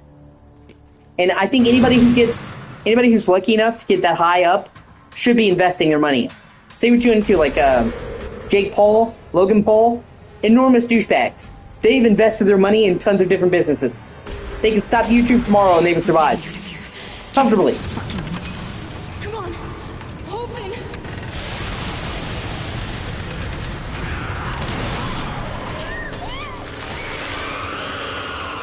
Like, literally, all you had to do was shoot her once. And Darkseid Phil literally sat there and died.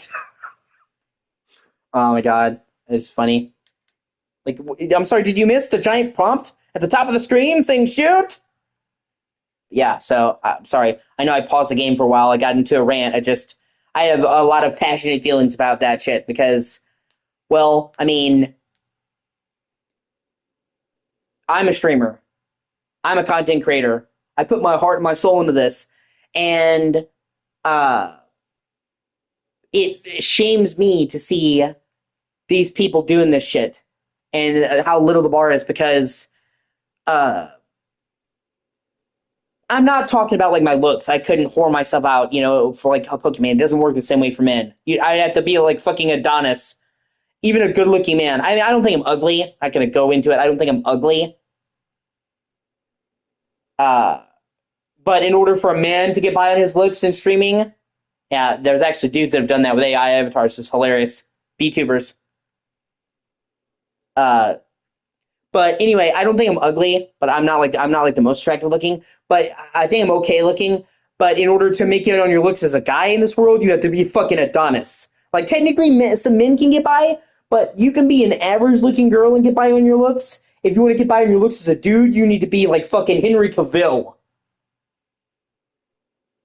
So the bar is way different. You're not going to be a mid looking guy and get by on your looks. Like, if you want to like be like oh, thanks. Cook fry. But what my point was, there are so many ways that I could have taken fucking shortcuts. There's so many times when I deliberately ignored trends. Everybody was telling me, hey, Kieran, I know you should stream Fortnite. And I'm like, no, I don't want to. Hey, you should stream this, like, Among Us. And there's been so many times where I've avoided hopping onto trends because I didn't want to gain my following that way. Because that doesn't last. And then you're just known for that one game. And then you get pigeonholed into that one game, like Ninja. He basically became known for Fortnite, so nobody wants to watch anything else he does. He's basically now trapped in Fortnite for all of time. I don't want that to happen to me. But there's so many other ways that I could have been cheap. I could have been a React Annie on Twitch. I literally started streaming on Twitch when that shit was at the peak. I was on Twitch first before I left and started streaming on YouTube because I hated Twitch. There's like so many different ways I could have taken the cheap way and gotten followers more. I probably could have been a YouTube partner by now, but people wouldn't like me for me, and it would have been cheap and low effort. I'm trying to figure out the way to put this. I may not have the highest production values. Obviously, I'm poor, and I make a do with what I've got, but I put my heart and my soul in this shit. I'm here every day, put in the hours. I'm doing the best that I can to be entertaining. I interact with everybody who comes in my streams. Yeah, I do a cheap channel, real channel. Kieran After Dark.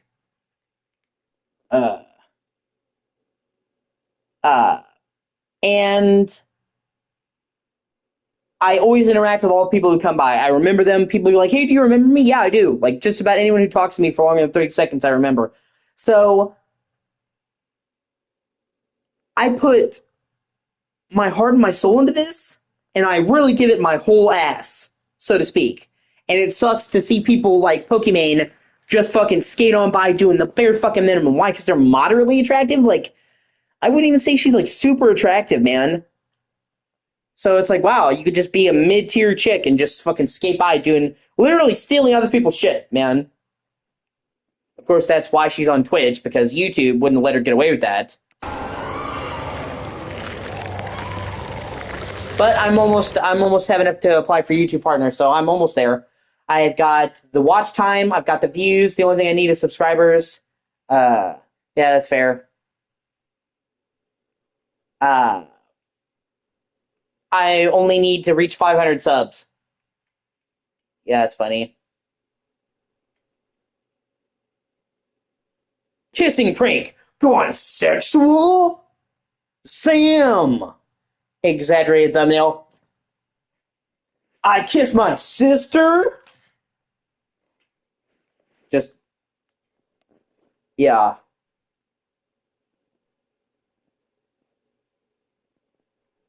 You want to be a real alpha male like me? Go the Andrew Tate model. I'm a white guy with a bald head.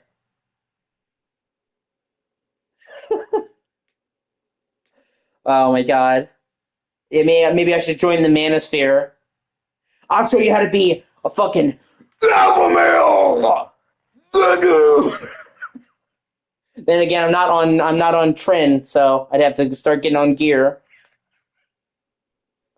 I know I'm balding like I'm on testosterone, but I'm all natty. I'll tell you the secret to being an alpha male for $45 a month. Join my Kieran U course.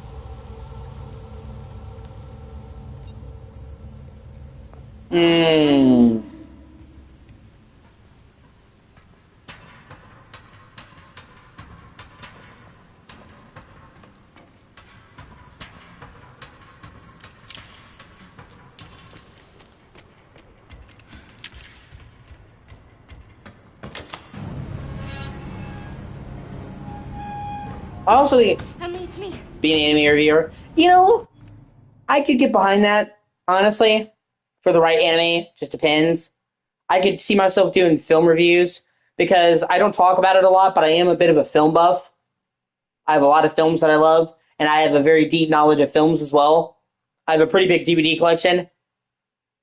Blu-ray, DVD. I've actually started, I have a Discord, and I've actually started to get, yeah, definitely. They can be good. Decker Shadow is a lesser known reviewer that I really like. You should check out if you haven't. But I could definitely do that because I do like a lot of movies and shows and anime, and I have a lot of opinions about them. Like I have a huge DVD, Blu-ray collection. Like I'm trying to get a movie night going in my Discord. I have a small Discord where I'm trying to set up a movie night to watch the extended editions of Lord of the Rings. I'm a huge Lord of the Rings fan, and I have all 6 extended editions, and my friend Alex hasn't seen probably a second channel for that. Right now, my the way that I have this channel set up is it's going to be 3-pronged.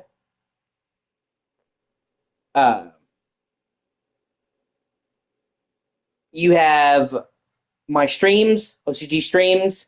You have O.C.G commentary, which I'm going to be getting off the ground, and then you have O.C.G's like videos, like reviews of games and long form stuff. Yeah, that's fair.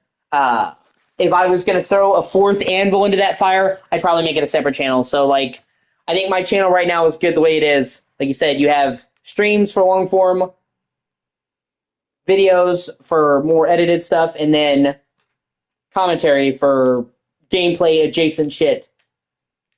And that's good.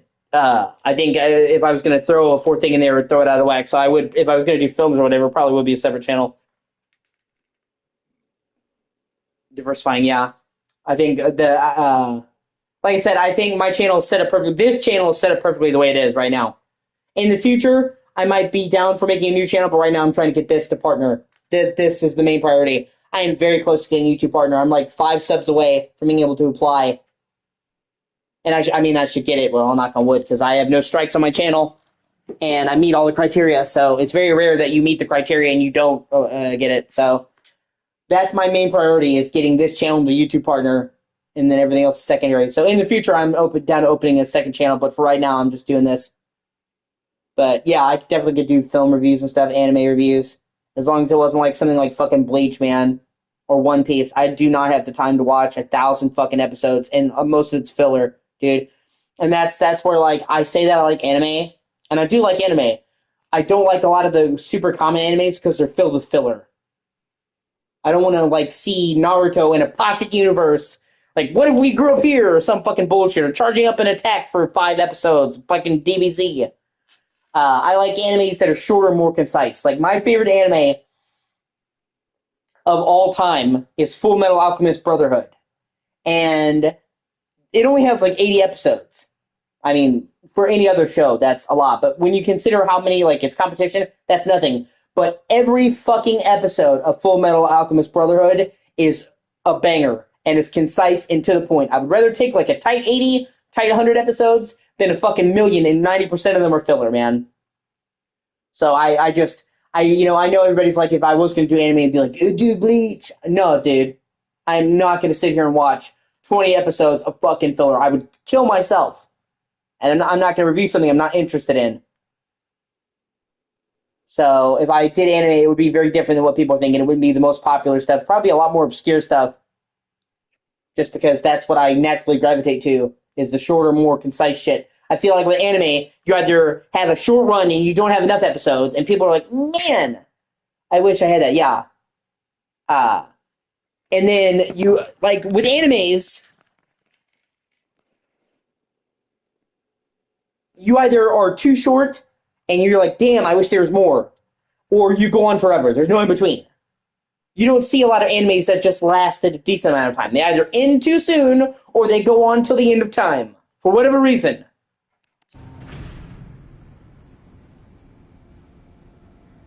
Emily? Oh no! Wake up! Come on!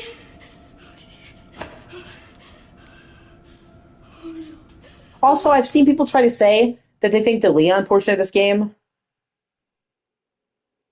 I've seen people say that they think the Leon portion of this game is weaker than Grace's. I absolutely disagree.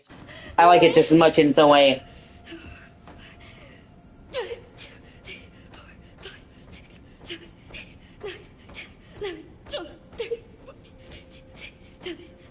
I tell you want to know what's a crock of shit, man? We, like, this Berserk being one of the most popular mangas of all time. We have yet to get a proper adaptation of Berserk. And none of them have done the whole storyline or even a quarter of it. Early 20s? She's FBI, so she has to be at least 21, and then she's been in FBI for a while. I don't think they give you her exact age, but she's early 20s. She's still green around the gills.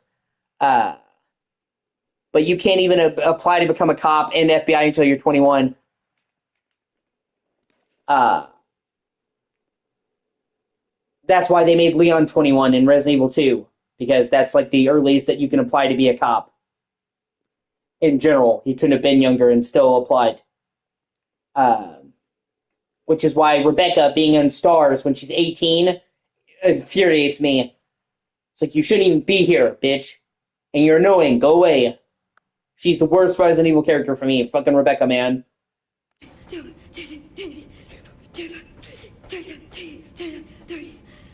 come on, Emily. 1, 2, 3, 4. Wake up, Emily! Yeah, there are some people who say they don't like the Leon sections as much as Grace does. I absolutely disagree. Come on! I like them just as much, and for a different reason. They're the yin to her yang.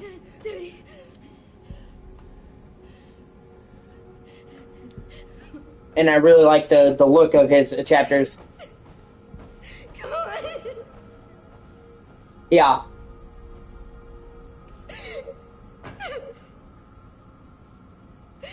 Emily! Yeah, I mean, there's nothing wrong with trying new shit. I just, it's about finding the time. That's the only real thing. Like I said, I'm already trying to do more longer form videos, and I'm struggling to find the time for it. So it's like, I'm already, struggling to find the time to do everything I want to do right now for this channel, making another channel on top of that. It's like, I'm down to trying it, but it's like, where am I going to get the time? You know what I mean? Right now, getting to partner is my main focus. So I've been streaming my ass off lately because literally I'm this fucking close to getting YouTube partner. And I've been doing this for years, and I'm like right at the end of the hill. I'm like, I need to get to the top of that hill so I can just say it was worth something. That comes first. Everything else is secondary to that. I failed you. Ellie.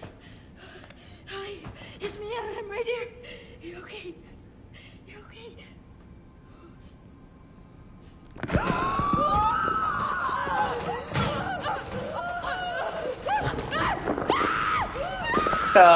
Yeah.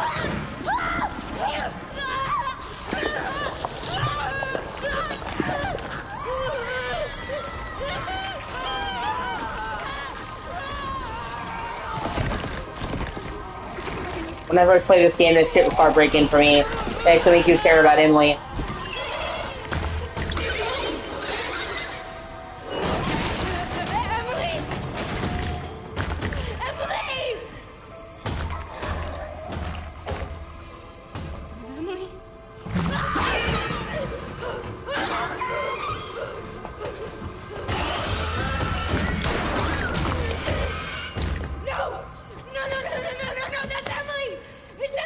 Sorry.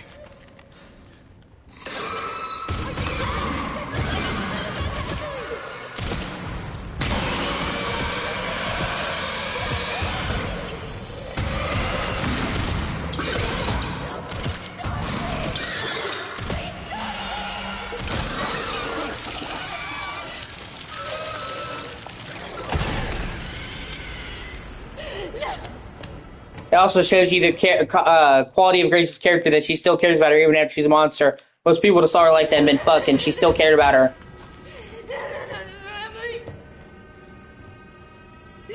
And it's a great catalyst for why you switch over to Leon, because she's just kind of done after this.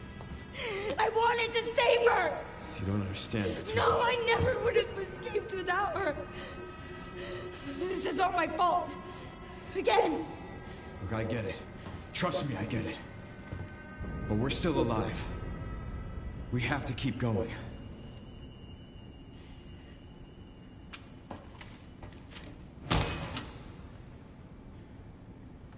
No. Grace.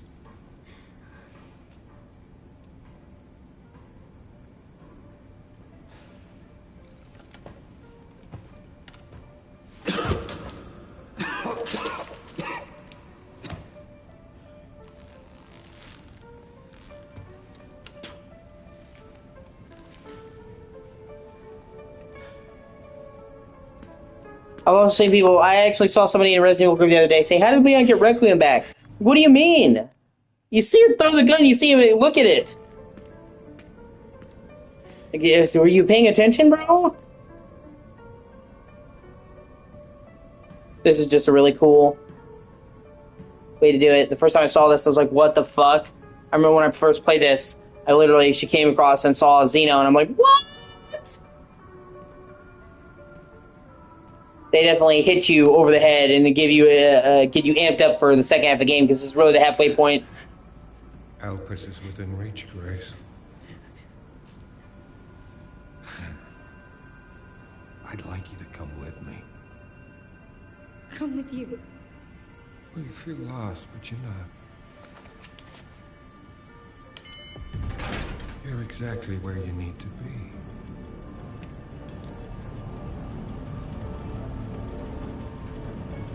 Like I said, it's like horror usually is dark and shadow. I really like the overcast, bright daylight look. That they can have bright, glaring sunlight and still make it feel horror in Leon's parts. It's handled really well. I've been waiting for you, Grace. Who are you? Raccoon City. You're the reason for its destruction, but you're also the key to building a brave new world. You're the final piece. Let us show you your true purpose.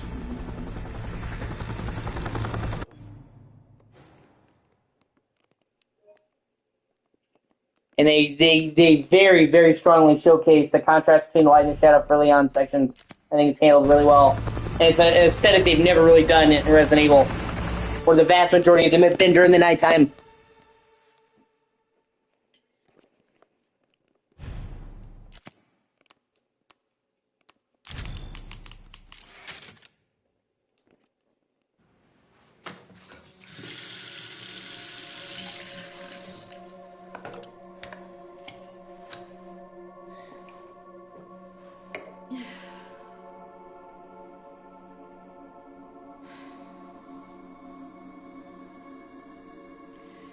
People are also like, why is Sherry less infected than Leon? Because she's got the healing from the G virus, I'm assuming. They were both infected at the same time, but she's got less visible signs. Hey, checking in. Good timing. Did you find anything on Elpis? Not yet. Nothing on the servers of the CIA or the Pentagon. Maybe we... I also love how you can literally pause right here and see his fucking Jeep from the remake of the second game. It's so cool. Blink and you miss it. Clearance. I requested one. And I was told to shut down the investigation. What? Why? They didn't say. Orders from on high. Look, we don't need you taking a hit for this. I'll just go it alone. We're in this together. Till the end. I think it's cool they got back the actress that was in Resident Evil 6, which I thought was cool. Because, you know, her characterization was the issue with 6. It's been good at working in the shadows. Just don't do anything too risky, yeah? Me? Never.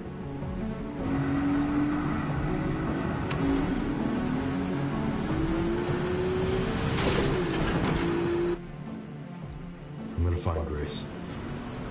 She definitely has something to do with Elvis.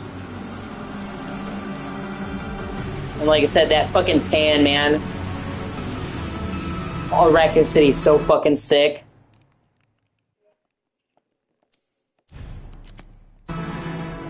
Literally being able to see where the missile hit, man.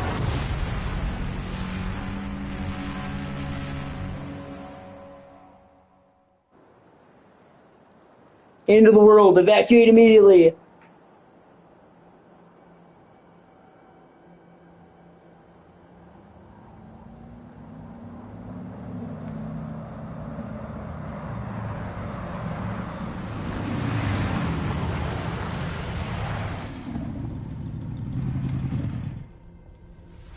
All the road's gone. You have to find another way around.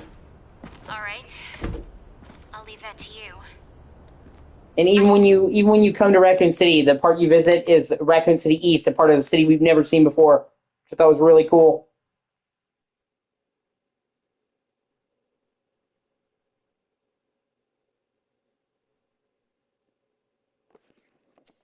I think I found a clue as to where they might be. Some coordinates on Victor's computer. Got it, thanks. Right in the center of Raccoon City. Like I said, the look of this fucking area is so great, man. The bombed out city streets, the Midwestern vibe. And like I said, it's Raccoon City, but it's a way that you've never seen it before. Old, but in a new way. That's like it's the perfectly indicative of the game, where they take elements from the other games, but spin it into something new. I'd also really like... See, you can literally see Elbridge right there on the fucking map. Even though you're there for 5 seconds, you don't walk around, it's not gameplay, but they go out of their way to mention it and show on the map. Many people have speculated that Leon's DLC is probably going to have him in Elbridge. Why else would they create an entire area that would show up for just one scene, give it a title card, and even show where it is in relation to the rest of the game? But that's just speculation.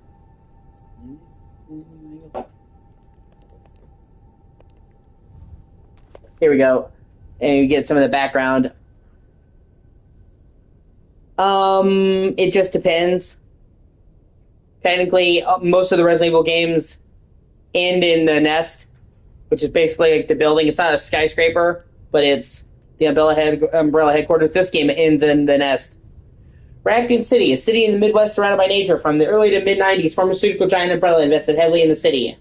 However, in September 1998, the T-virus leaked from Umbrella's underground laboratory, causing a citywide epidemic. On October 1st, the U.S. government recognized the severity of the situation and ordered the sterilization of the city. Raccoon City was wiped off the face of the earth and remains under lockdown to this day. Yeah, so Resident Evil 2 takes place on September 28th. The night of September 28th. Resident Evil 3 takes place before RE2 to start with, and then it jumps ahead like a week after, on October 1st. A couple days later. Umbrella. Umbrella was founded in 1968 by 3 people, one of whom was Oswald E. Spencer. On the surface, it was a successful international corporation, but beneath the veneer lay a hive of illegal research, including development of the T-virus. The infamous 1998 disaster, now known as the Raccoon City incident, exposed their explicit deeds to the public. Umbrella went to trial and eventually ceased operations in 2004 after declaring bankruptcy. And see, there you go. Resident Evil 1 was released in 96, but it technically took place in 98. And I think, if I'm not mistaken, RE1 takes place in July, and RE2 and 3 take place in September. So there's only like 2 months between RE1 and RE2 and 3. Because 2 and 3 take place concurrently, they overlap. Oswald E. Spencer. Spencer was a founding member and leader of Umbrella. His excellent managerial skills helped the company grow into a major corporation. His true nature, however, was that of a monster who repeatedly conducted inhumane tests to advance his illegal viral research. Spencer was egotistical and ruthless in pursuit of his ambitions. It's believed he even took out the other founders of Umbrella. It's not quite what happened. He passed away in 2006 at his secluded estate after Umbrella went under.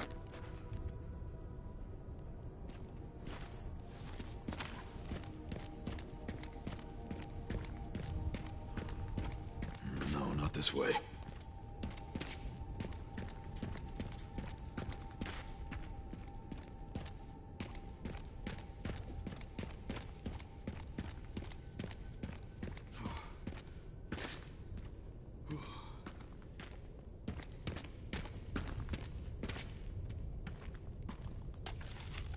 Evacuate immediately. If you're in Raccoon City, I urge you to evacuate now. Leave if you can. If you cannot evacuate, go to the police station, the nearest public facility, wherever you can. Take any weapon you have and hide it in the nearest sturdy building. Yeah, that's going to help you out.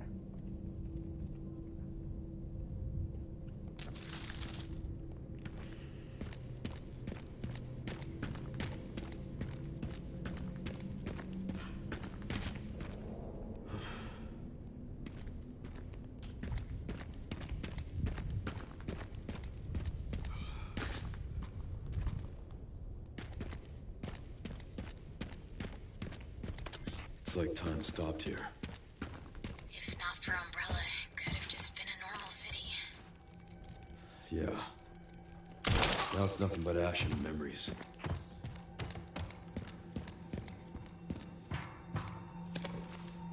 Loot! Can you hear it too? It's crazy. I actually might also wind up playing Silent Hill 2 Remake again. I'm kind of in the mood for horror. For whatever reason, I just get moods. I always like horror, but there's times, and that remake was fucking phenomenal.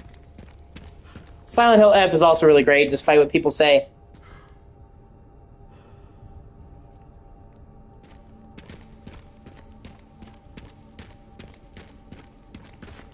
People complained that they wanted Silent Hill to change. They're like, well, a remake of Silent Hill 2 is great, but I want a new game with new ideas, and, well, it's too different, guys. Can't fucking please anyone.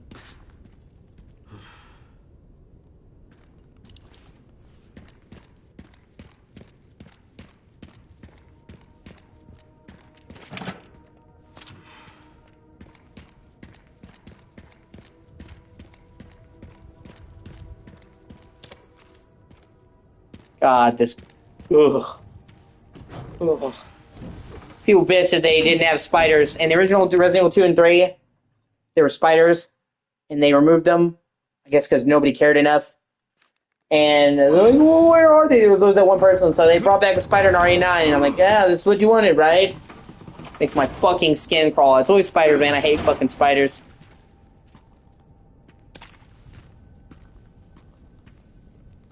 Like, dude, as soon as I saw this shit, I would immediately begin panicking. Holy fuck.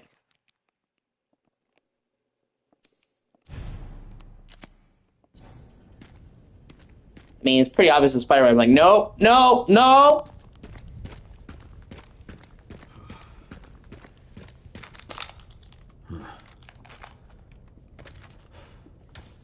Oh.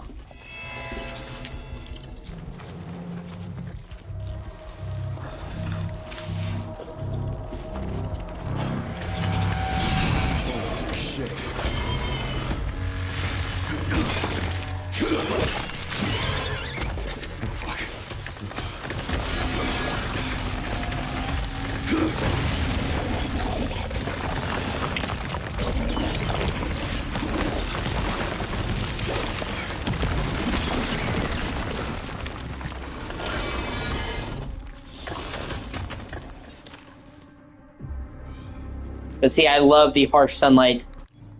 The lighting in this game it's probably its strongest feature.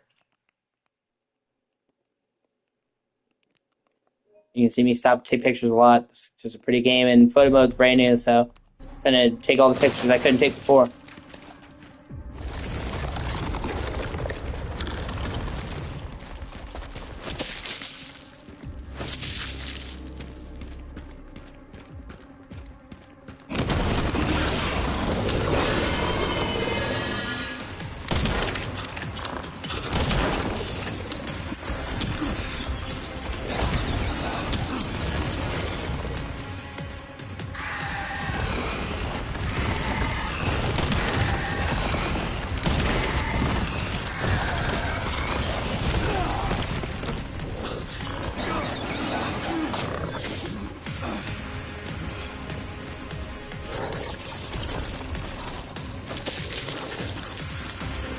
Oh no, no, no, no, no, no.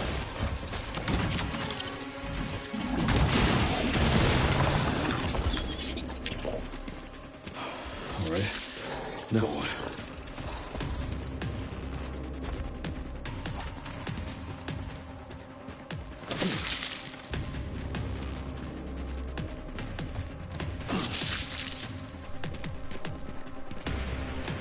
Like, oh, fantastic, little spiders. That's what we need.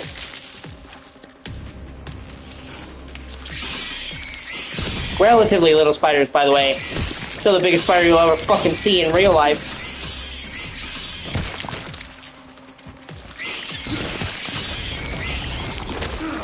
God.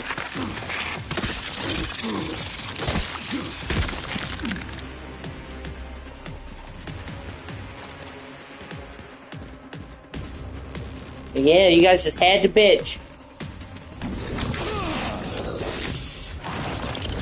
You just had to fucking bitch that we didn't get spiders, and now look what happened.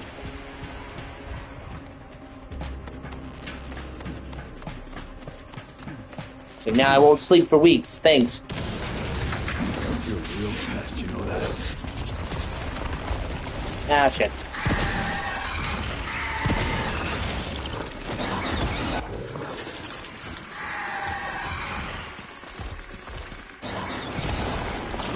So, like, the stuff with Leon, the important thing is to note, the stuff with Leon is faster paced, but it's still horror.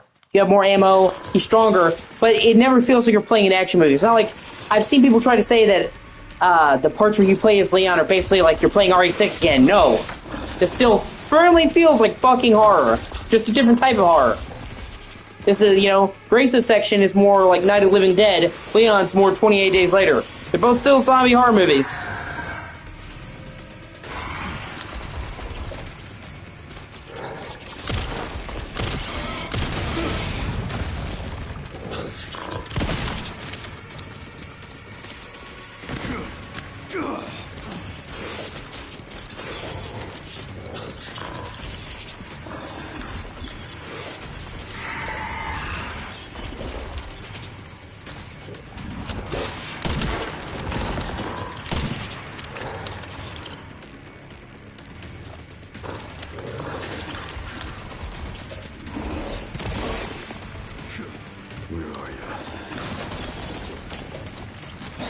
Oh, shit.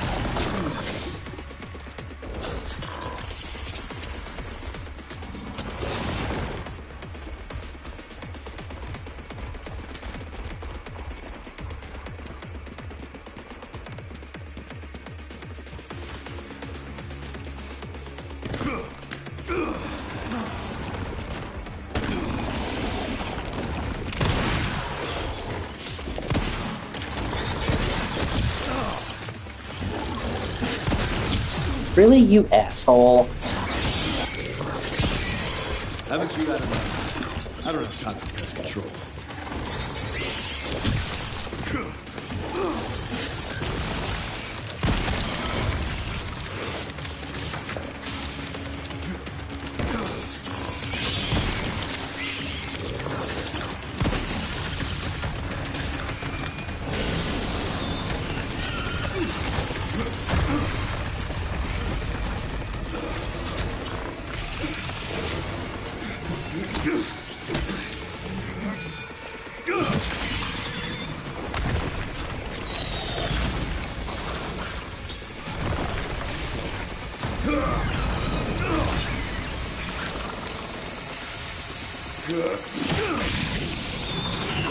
So they just fucking immediately. Whew. They immediately start Leon's campaign off with the biggest fucking bang imaginable, man. Oh, I miss our Raccoon City hospitality.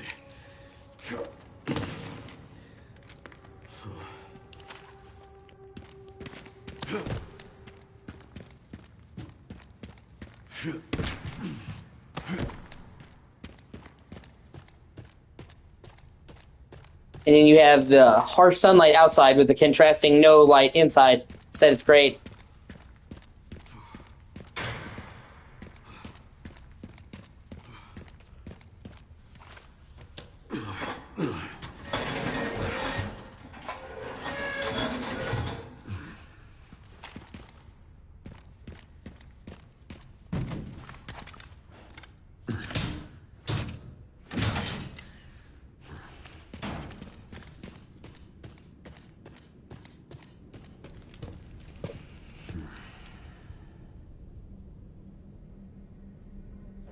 And this is kind of where his part opens up. And I really like it. You can do most of Leon's first section here in any order. Okay, Sherry.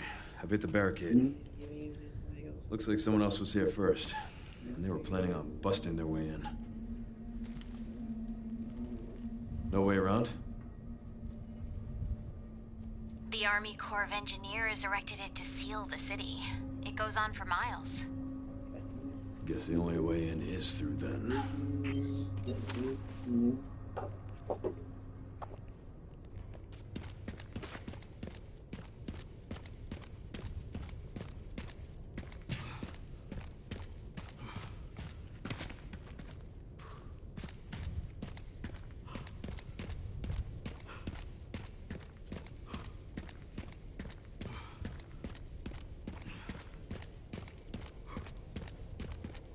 And it seems like this, you know, this is like a different type of zone, but this is a classic RE hub. Just on a much wider scale. You keep looping back around in the central cab and open up shortcuts, just like you would in a classic RE game.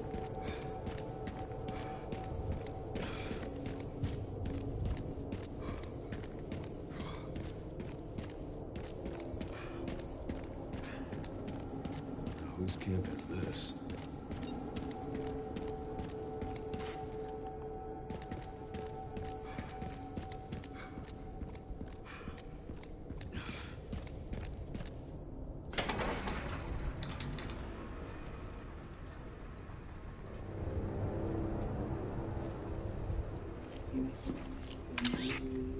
Sure, there's an old BSAA camp here.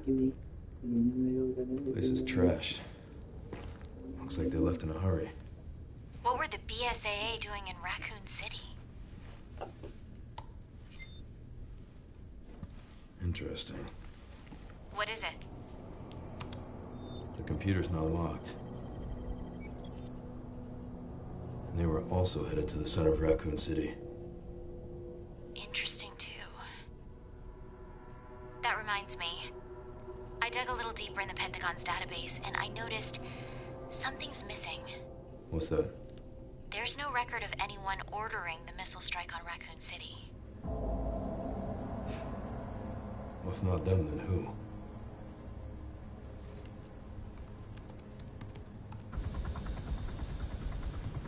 Leon triggered the alarm. It looks like your campaign to make the DSO stand down really didn't work, Zeno. I'll leave this matter to you, then.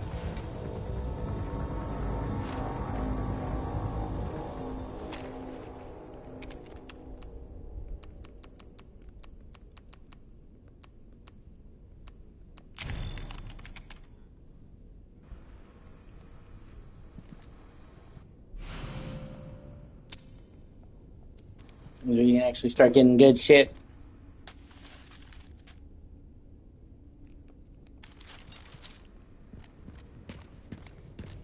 I can't buy anything right now because I don't have anything, but yeah.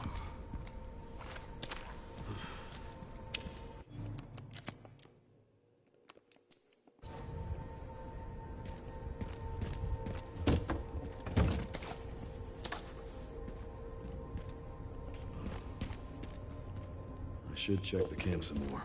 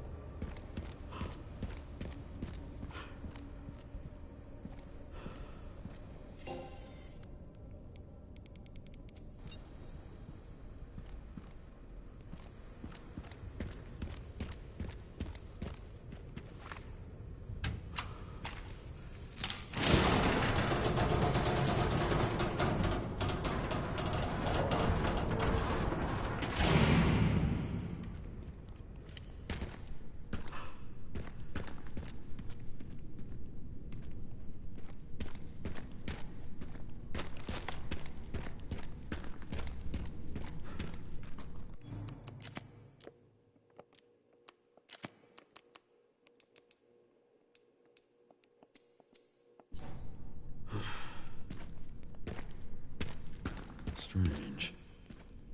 Where are all the bodies?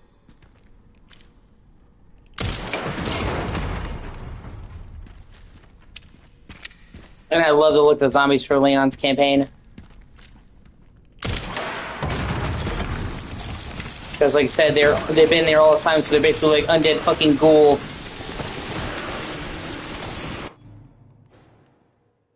Which is not a look we've ever had for the zombies. But it's actually effective as shit. And makes a stark contrast to the very human zombies that Grace fights.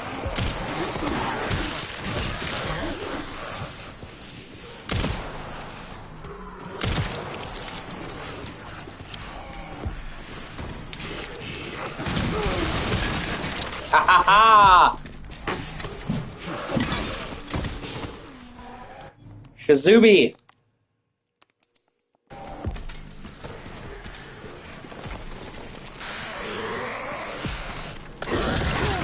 Oh, I'm surprised they actually managed to hit me. Thought that hit me.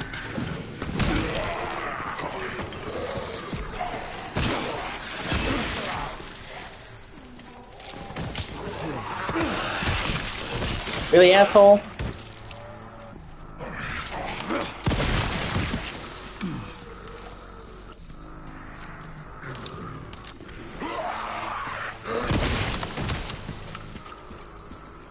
And I love the soundtrack whenever you get into fights with Leon here. It's like synth and it boom, boom, boom.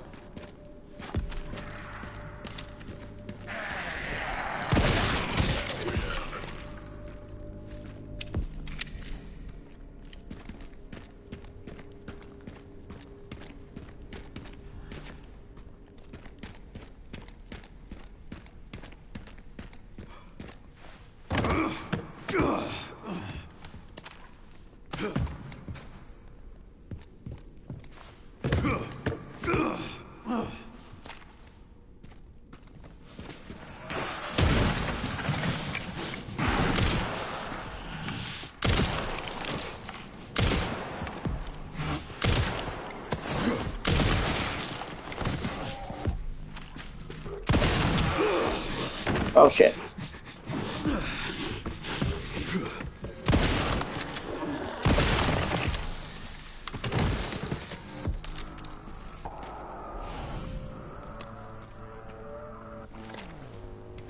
And then when it hits, it ends it. And carries the white note off.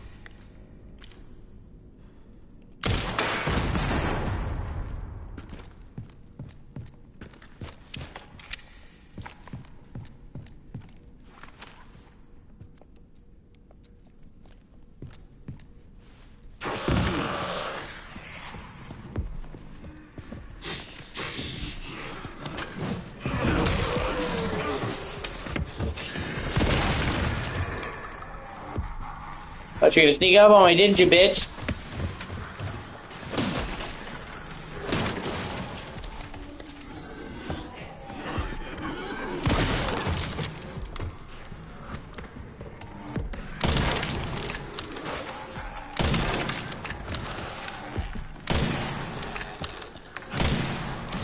Shit.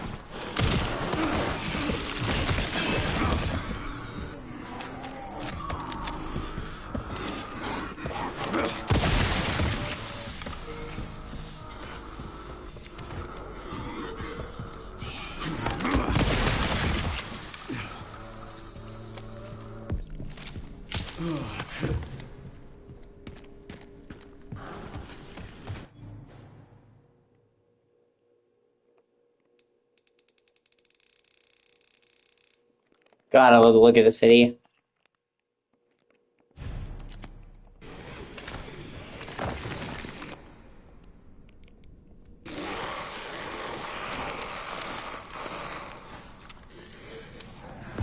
Yeah, I see you there, asshole.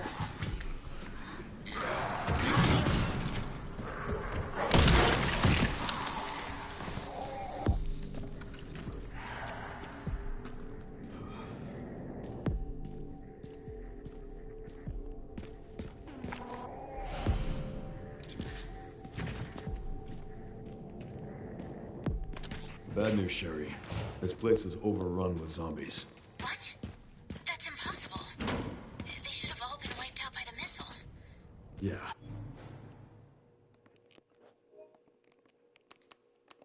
What? The government did a shitty job and lied about it? Oh my god, say it isn't so! I can't believe that!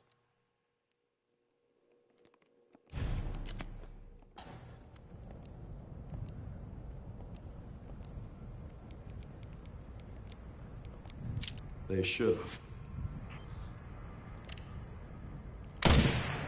Shit.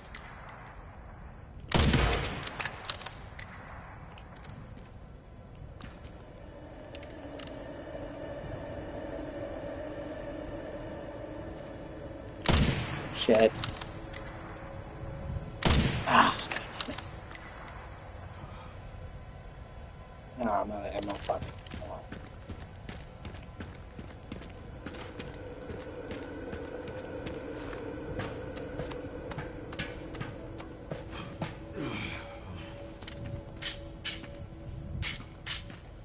Just come back here later.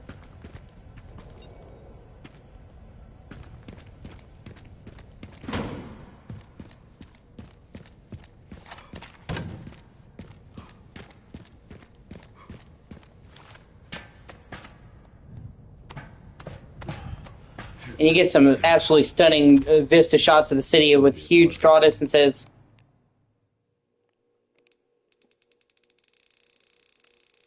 Which I love. Well, not from here, but yeah. The detonator's somewhere around here.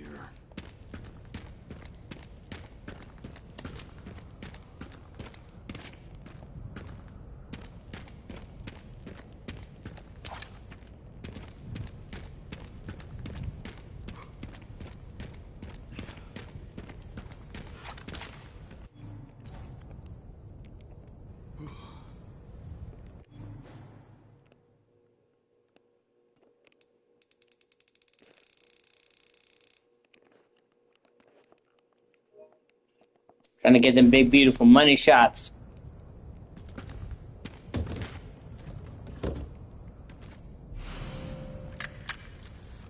Sherry, found the distributor.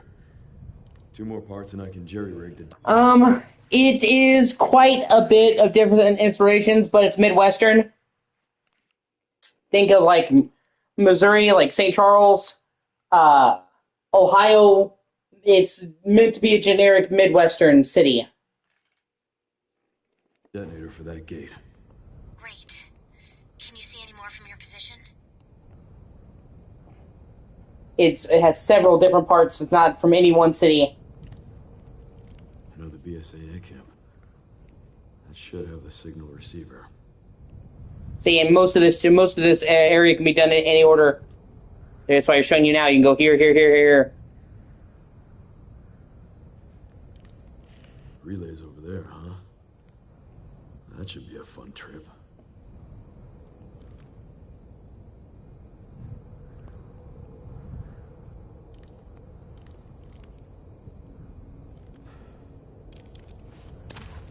Got the location for those parts.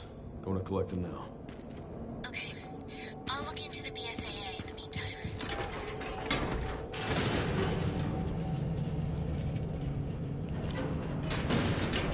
Motherfucker, I see a Mr. Raccoon right there. Ah, got you! With the pistol. Fuck you! Now I finally have some moolah.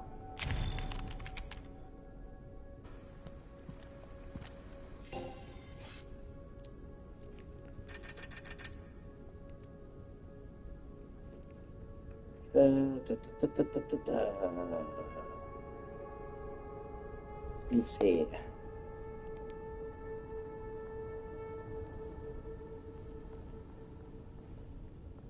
This, for my money, is the best handgun in the game, the Silencer 9. It's, well, not like a bonus weapon or whatever. There's a bunch, but I prefer it. And I also love how every weapon part you added actually changes the physical characteristics of the weapon. So that's something they even did in RE4. When you upgraded weapons, it didn't actually change the look of the weapons. It does now.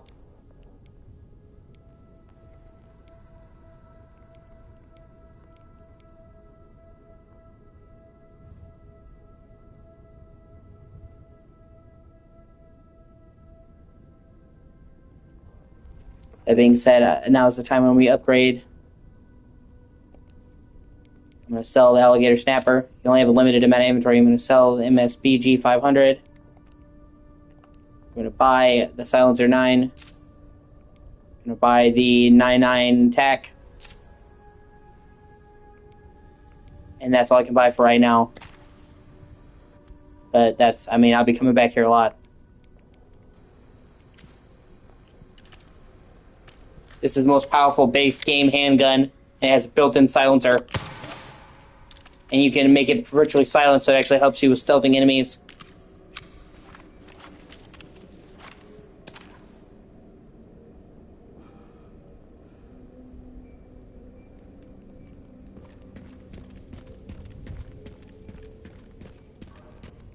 Let me see.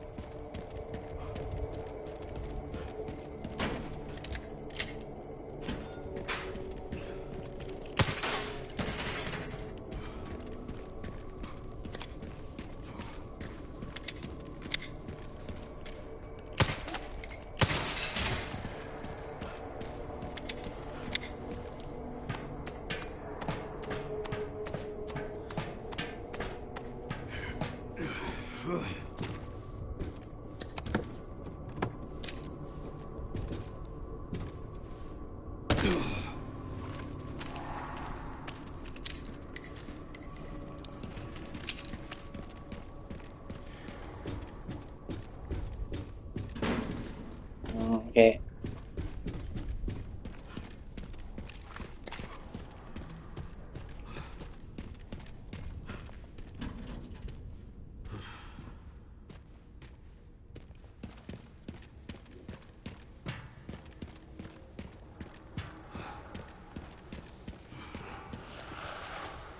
Here is where you can actually do stealth with Leon.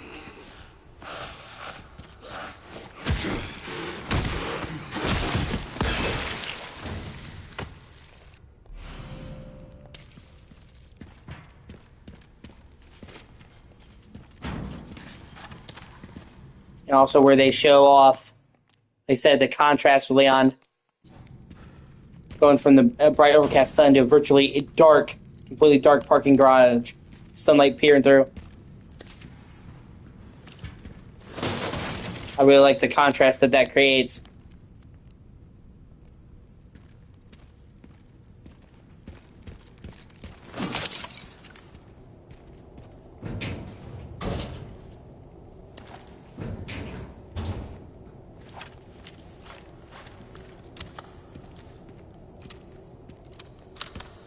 I said whether you played in first person or third person, it's excellent.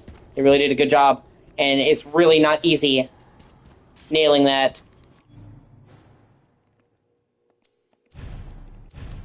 It's hard enough to make a game look good in one camera perspective, but to nail it for both it took a lot of work to make that happen. But the Resident Evil 7 and 8 were first person. Some people really liked the first person. Other people didn't. And I knew a lot of people who classic fans who wouldn't even play 7 and 8 because they didn't have third person. So RE9 took the added step of doing both characters can play both perspectives. Although they said they made Grace more for first person, Liam more for third person, but you can play both either way. I really appreciate that. And you see me often switching because I appreciate both camera perspectives.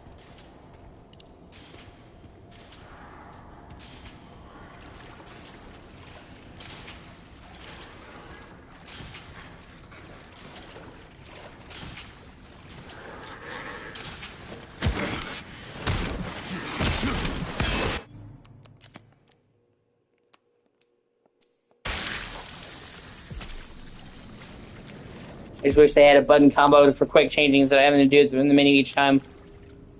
Once again, it's a nitpick. But it's like GTA 5 lets you cycle through it.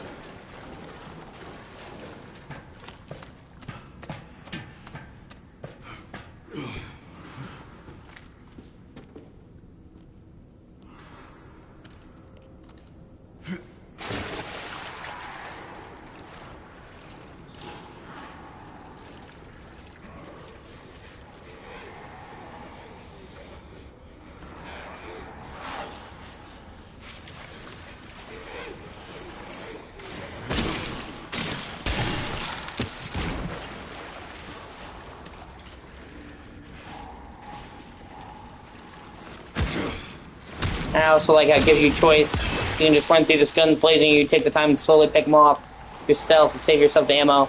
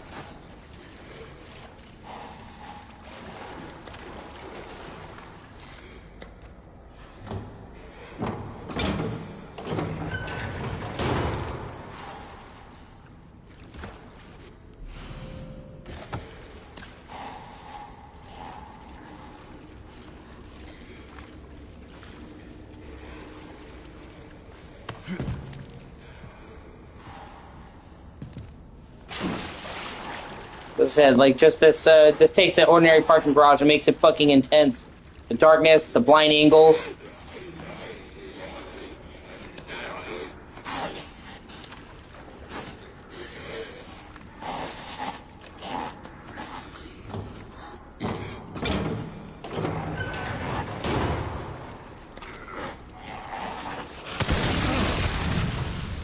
Shit like that.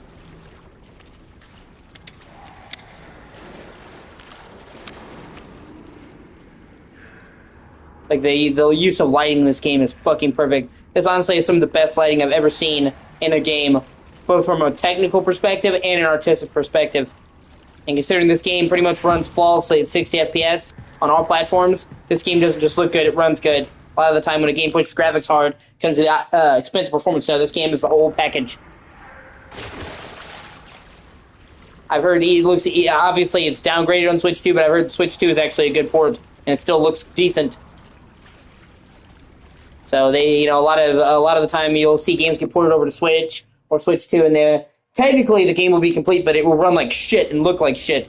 Like, obviously it doesn't hold a candle to the PS5 and Series X versions, but it still looks good for Switch 2 and still runs good. So it's still a decent port. Like, and it's content complete, so you may not get all the bells and whistles, but you're still getting a good game, whereas a lot of the time it's like, well, the levels are all here, but it runs and looks like utter dog shit.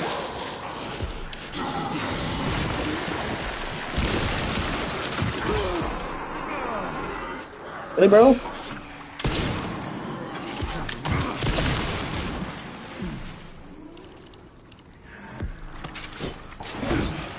Oh shit, I didn't even see him there.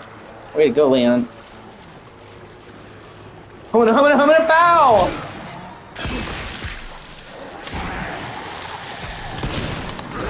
Wow.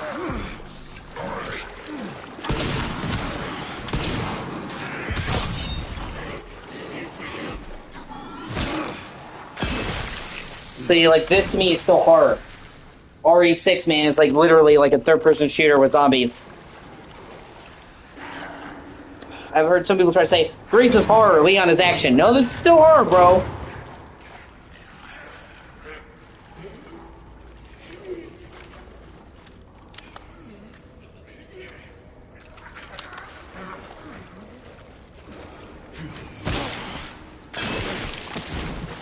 And you're literally sneaking around a dark parking lot, hoping not to get fucking jump scared by zombies. It's not horror, I don't know what fucking is.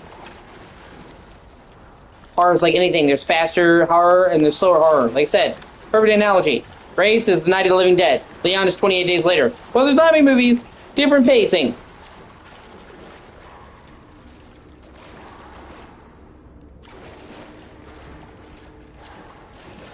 Okay, I think that's everything here. Just try to be thorough and get everything. Oh, wait. Ah, you dick.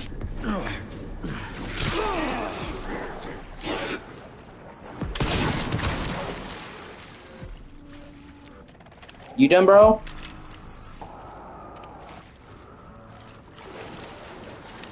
And enemies can quickly end you. You're not, like, walking around feeling invincible. I mean, maybe you're playing on the easiest difficulty, but on normal, just a few zombies can end you, so you can't just run around like fucking John Wick. You gotta be careful, dodge, use ammo sparingly. You're not swimming in ammo. Sweet.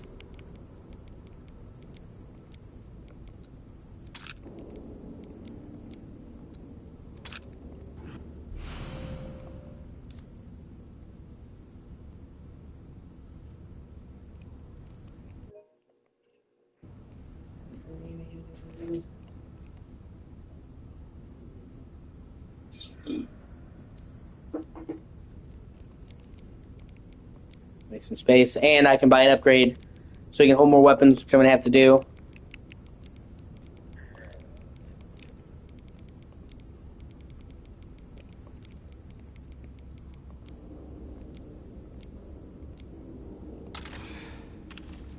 Oh yeah.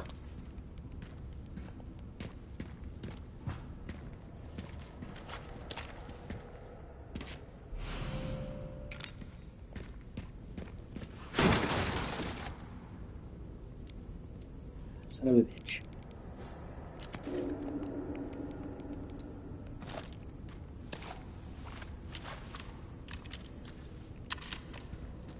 Even the way Leon loads his shotgun, turning it over and loading it, is actually the way that SWAT officers should do it. Which, I mean, you expect, because Leon has been around long enough that it's like he knows what he's doing.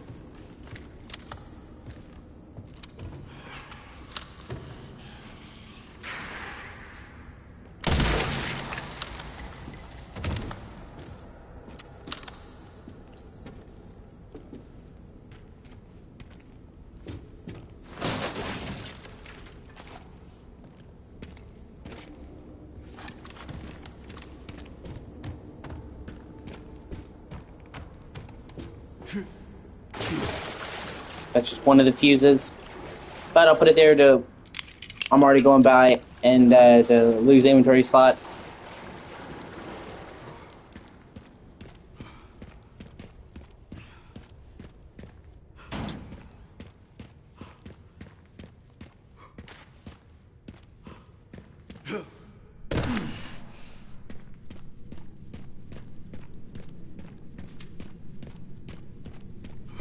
Like, there's parts of Leon's campaign that are just so striking.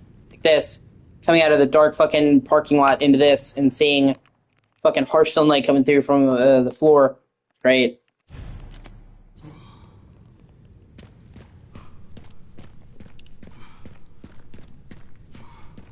Okay, just making sure.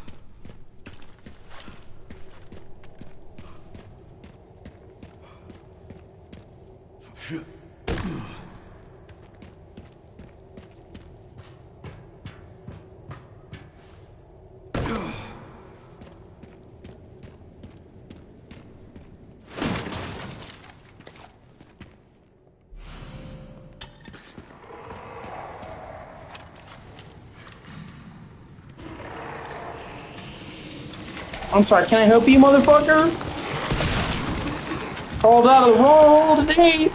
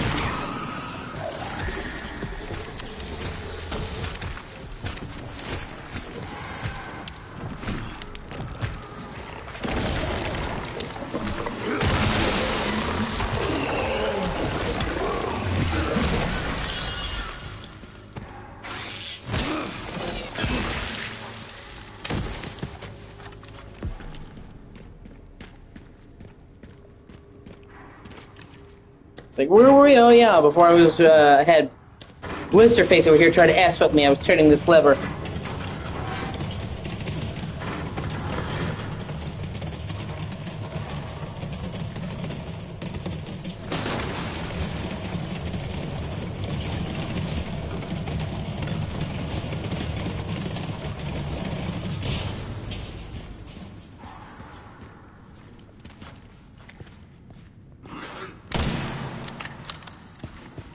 Oh, come on, dog.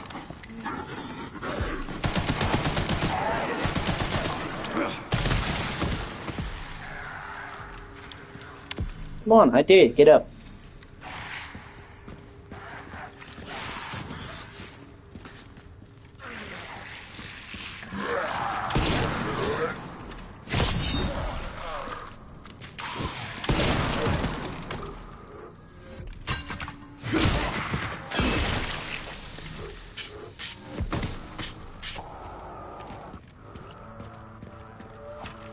Like I said, I love that final note when the combat ends for Leon. Dum, dum, dum. Like, it holds the last note in the song to carry it out. It's like such a minor thing. But, like, his music for combat is punchy, but it doesn't sound ridiculous. It's not distracting. I like the low-down kind of synth of Leon's soundtrack and how it perfectly matches. And it carries that last note right as it ends.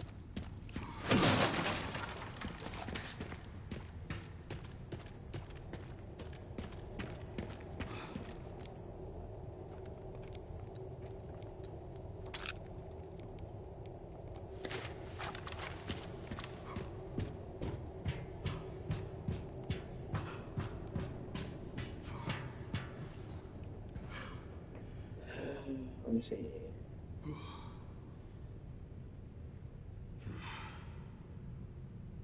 They did such a great job with this game. Oh, yeah, I need to plug in my controller. It's getting low on battery.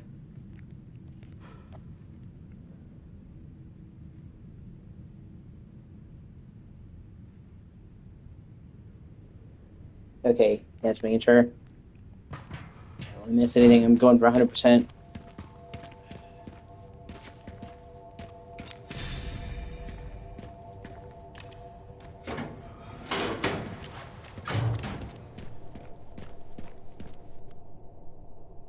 And later on, you have to come back here. Well, you can to get items. There's a door right there that has a crank handle. You can get optional loot. That's what I'm saying. It's designed like classic Resident Evil. You backtrack with new keys to find stuff. You can do most of this in any order, and there's tons of optional shit in this chapter. Like that machine gun. I could have entirely missed that machine gun.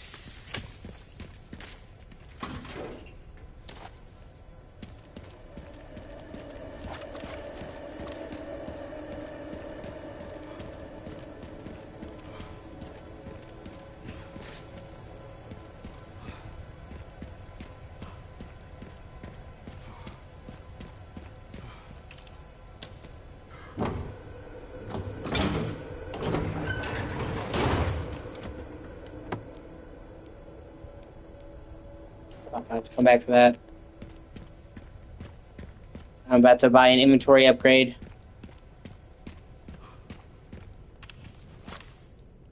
Oh, after I see this.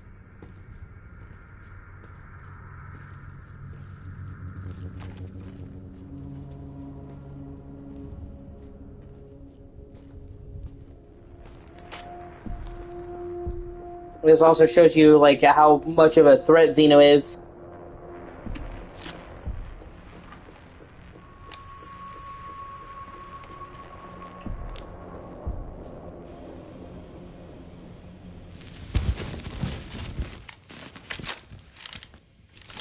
Encountered 3 infected and eliminated them. That's correct, sir.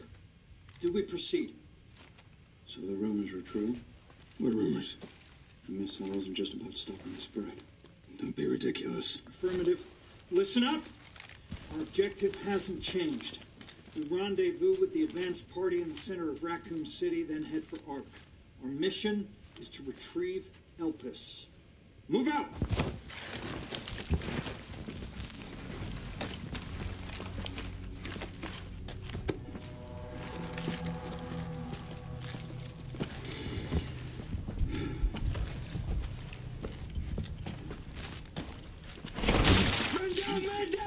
Like, what the fuck?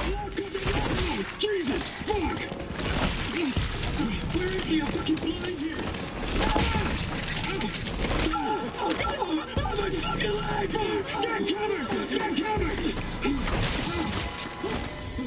Please help me!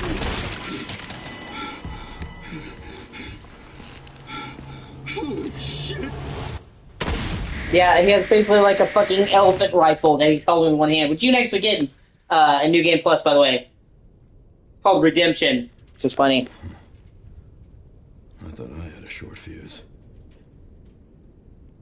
The barrel's like this fucking long, but that's the whole point. He's supernaturally strong. That would knock most people off their ass. He's just sitting there one-handed, just casually rocking a fucking cannon. All in good time. You'll see.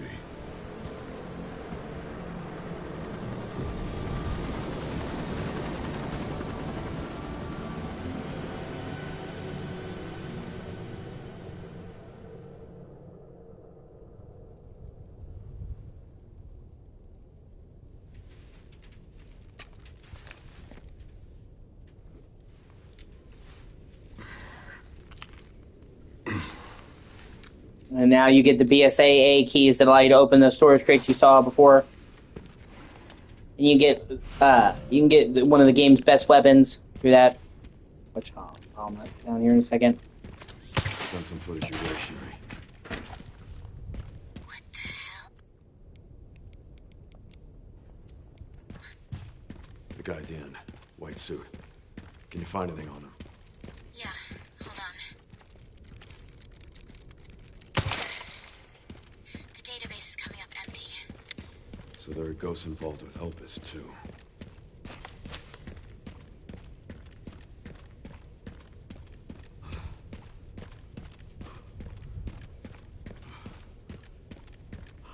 But you, with the right setup, the weapon I'm about to get, it can be one of the best weapons in the game.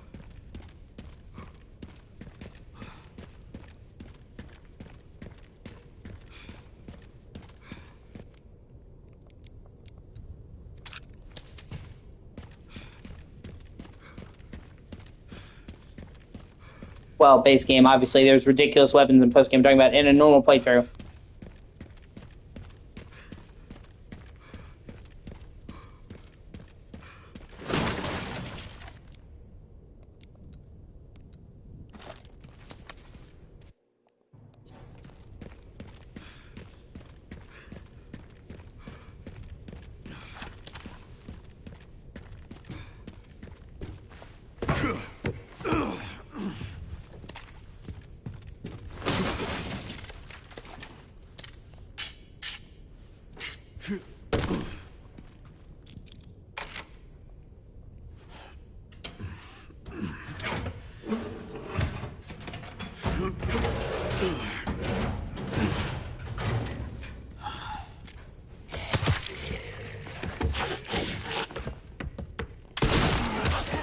What's up, bitch?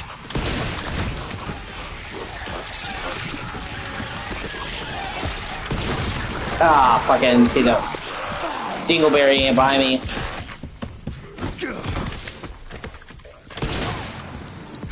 Oh, yeah, you know what?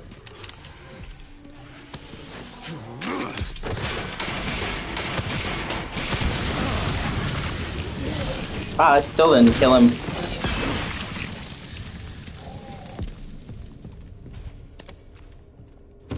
You get this sniper rifle, marksman 1A, and the sniper rifle is less powerful than this one, but it's fires much quicker.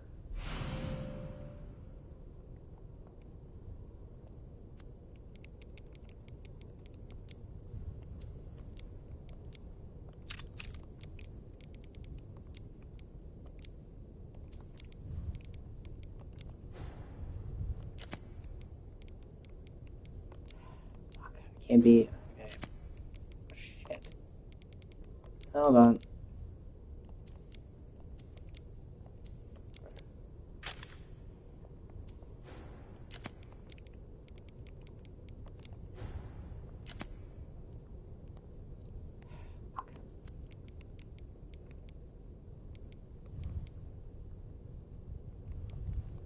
Let's come back. Didn't tell me I could sell the fucking guns. And they're like, oh, we're keeping space for you. Let me see if I can do that.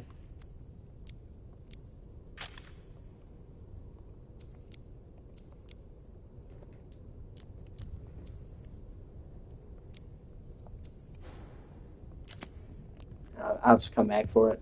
Either way, I got the hard part done.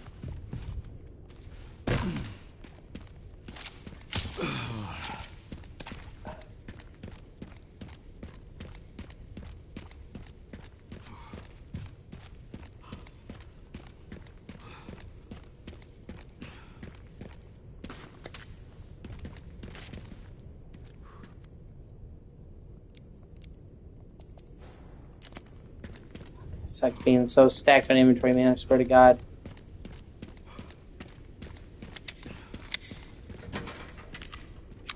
Although thankfully I can buy a case upgrade very soon. Problem is I can't do it until I get back over this bridge. I'm pretty sure I need to go through this gas station to get the gas for it. I remember correctly. I was trying to get the rifle as soon as I possibly could. No, actually, I can just do that now. My bad. Just for that door. See, you keep looping back. It's like you saw this earlier, and you're like, oh, where's this? And like, oh, okay, I loop back around to where I started. And you keep doing that, and the map gets bigger and bigger and bigger. This is basically like a mini sandbox of Leon, and I love it.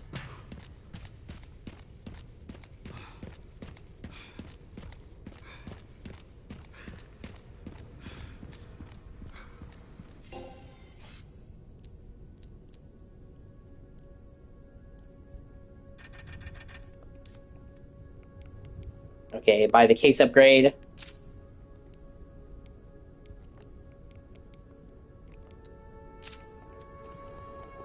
Now I have a lot more space just to begin with.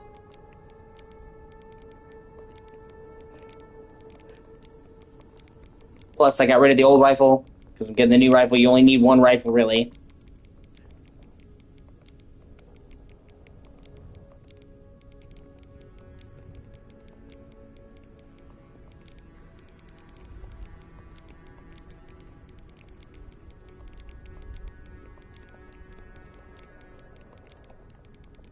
Yeah, I'm really anal about maxing out the space in the inventory. You don't have to. You can even auto-sort it, but I have to do it my way.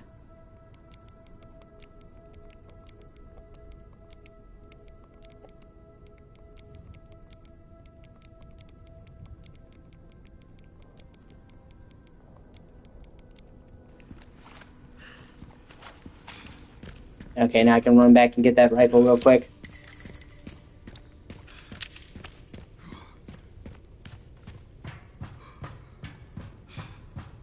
But anyway, so you get a charm that dramatically increases the power of a rifle, but when you're not using a scope.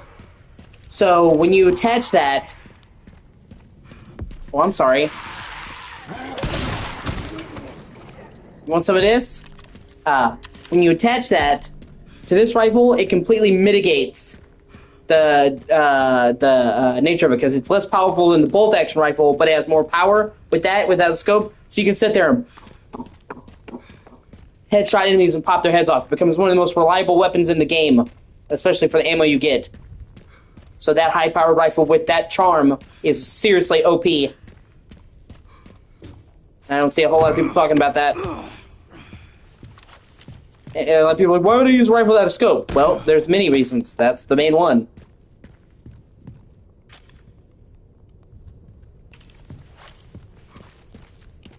And it's still powerful when you have the scope on it. It's just not as powerful. So it's not like, yeah, I can't ever have the scope on it ever again.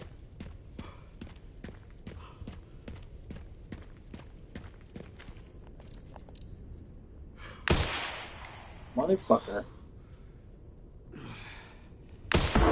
Yeah, got you that time, bitch. And just looks sick, honestly.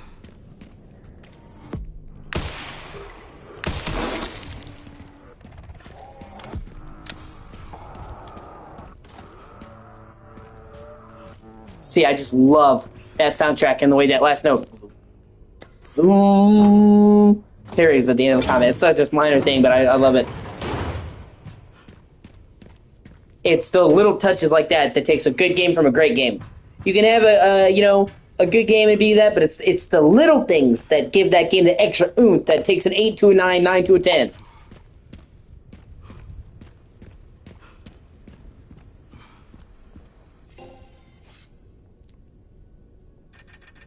Now I have, okay, I'm going to buy the body armor level 1, because it helps mitigate a great deal of damage and makes Leon look fucking sick. I'm going to upgrade some weapons. Actually, hold on. I'm going to sell the Gal,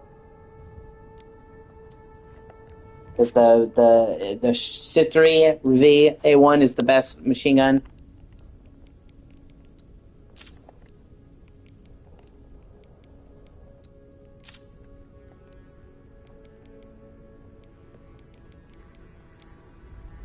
Okay, and then I'm going to add the add-on suppressor. That makes the gun almost virtually silent, which helps you attack enemies without even getting a hit. Then I'm going to get the stock for this, because it's wildly inaccurate without the fucking stock. And actually, that increases the firepower for any gun, so on the machine gun, it's actually quite worth it. See, every upgrade actually changes the way the gun looks and stuff. It's almost gun porn. I love it. Now, high capacity mag. Yep. And then upgrade the head. Well, I don't have any more money. I'm low on money. That's fine. I made a good upgrades.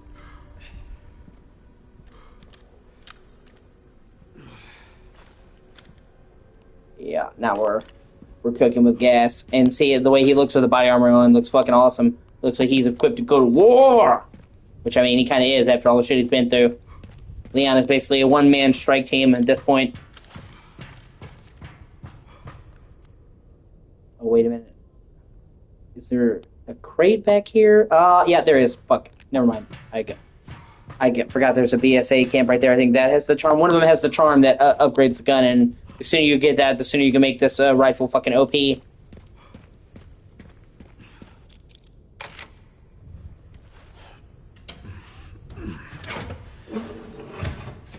And one of the crates has one of the parts you need anyway. Yeah, this one. Beautiful. Just need to get through that gate. Yeah, see the repair kit, you need that for one of the parts. So sooner or later I would have to go back there and you might as well get it done now. And then there's another crate. It's there. Can I even go back there yet? I think I have to loop back around. If I'm not mistaken. I try to be very thorough and get everything. Because I enjoy this game quite a bit.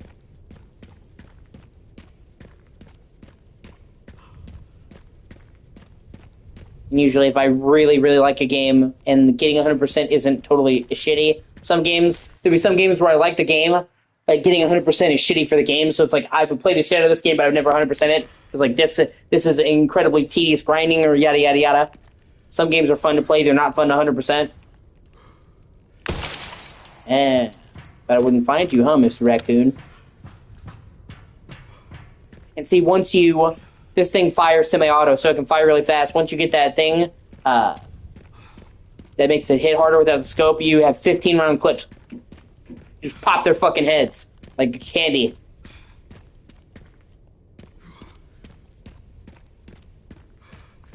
Like fleshy piñatas. And see, it's almost completely silent, so you can actually use the pistol to do it. So not only is this the most powerful pistol in the base game, not counting Magnum, which I consider Magnum, but it's nearly silent. So for my money, the Silent 9 Silencer 9, I'm sorry, is the best handgun in the game. It doesn't have the biggest clip, but it makes up for it.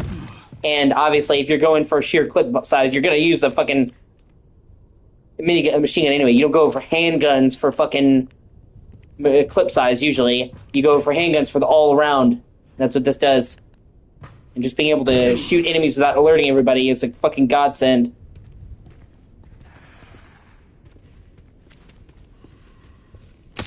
See, that would have alerted him. It's almost silent.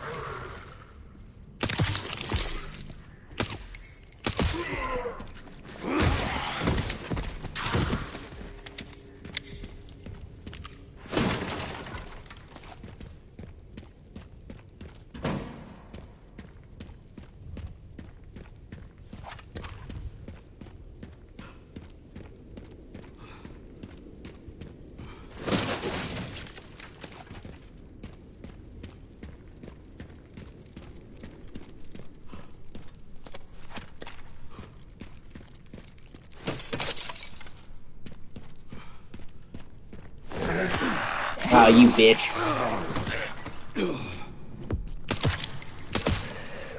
And there's something about the sound of it that's just satisfying.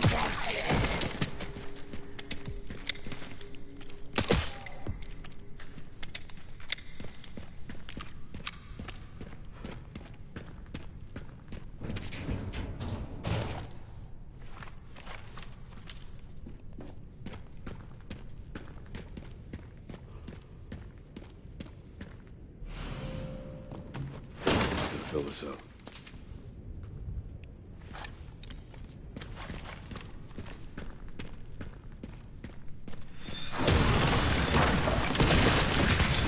Let me guess. You must be the town lumberjack. Yeah, and twice in the game, Leon gets to use a chainsaw, which is a bit ridiculous, but at least they don't get carried away with it.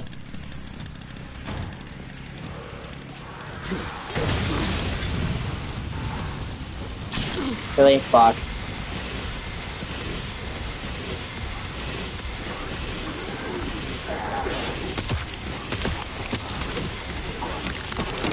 I'm sorry. That's my chainsaw, bro.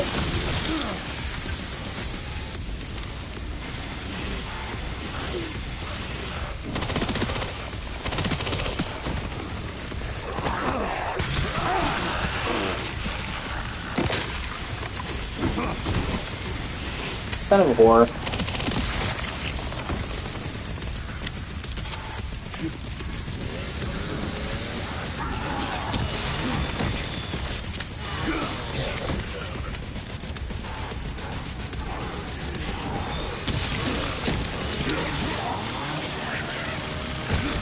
And they used to, like, you can only use it a couple times before it gets taken away. You have to pick it back up. So they don't get too carried away with the chainsaw.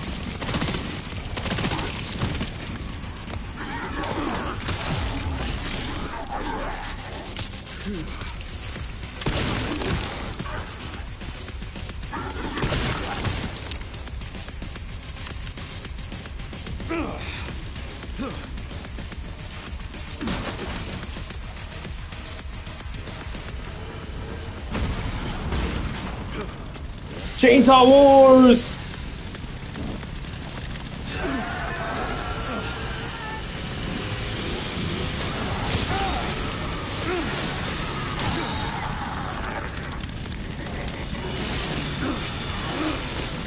I mean, yeah, it gets a little ridiculous, but they always make sure to rein it back in. Oh, no, he got me. He killed me. Wow. Shit. Oh, well. Like I said, if they had him with the chainsaw too much, then it would just be like an action game. But it's only twice in the entire game. This is the last time you actually used the chainsaw.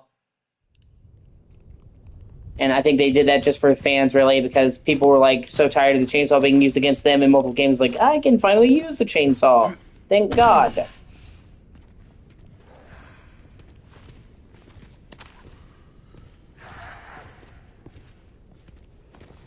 Have to be more careful.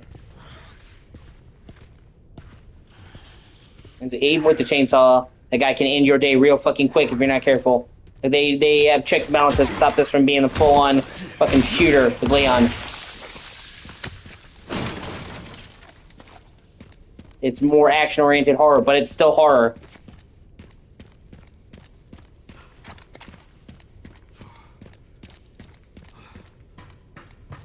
Yeah, I should have looked up on the roof anyway. The roof!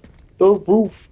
The roof is on fire. We don't need no water. Let the motherfucker burn.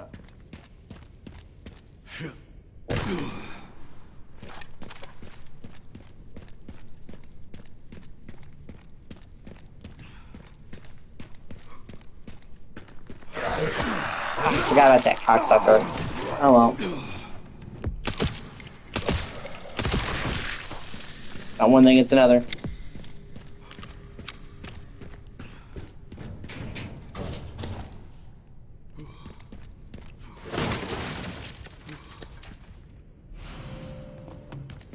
See, there's a bunch of places that use the gas generator that you can now go back to and use. So, like, it has classic Resident Evil backtracking.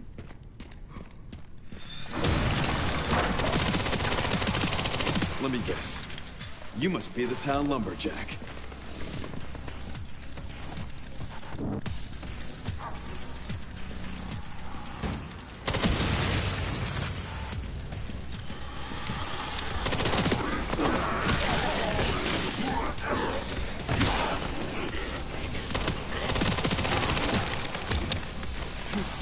All right.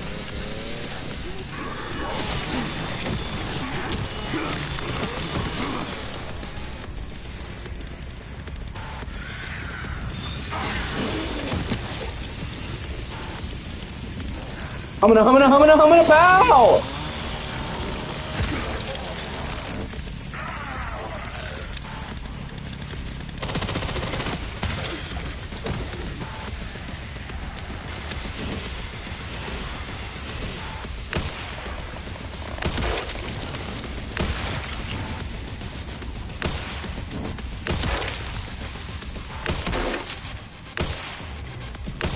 Fucking pixie zombies. Here's Johnny.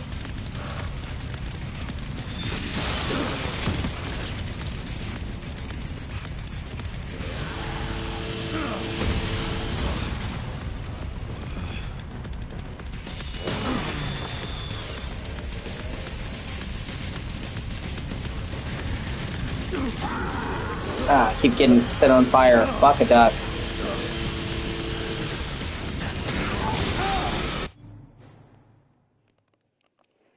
Chainsaw on chainsaw action. Directed by Michael Bay.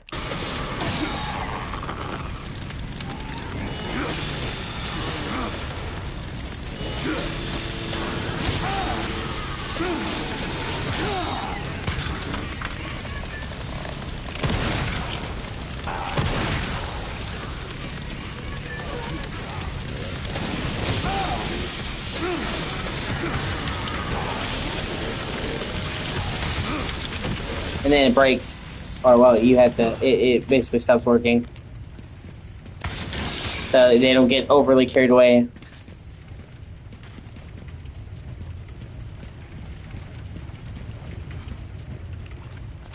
Now it's time to make like a tree and get the fuck out of here.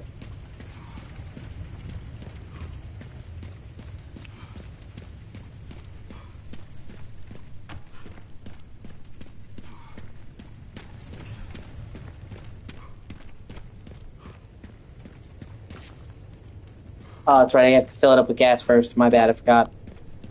Adder.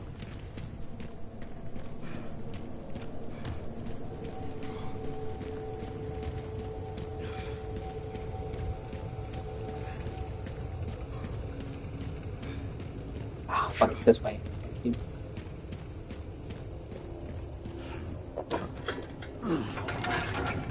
Honestly, it's lucky. He's lucky there's even gas usable there. I guess with the whole city, most of what happened in Raccoon City happened in a couple weeks. There wasn't a whole lot of time for them to run all the supplies dry. It's not like The Walking Dead, where it's like 10 years on, most of that readily available fuel is going to be gone. It's like, no, the city was wiped out before they had a chance to deplete a lot of the resources. So I'm sure there would be a lot of gas left over. The shit in Raccoon City happened in over a period of maybe 3 weeks. It got bad fast, which makes sense when you have a disease that spreads through bites and shit. In a closed city, that shit can spread like wildfire.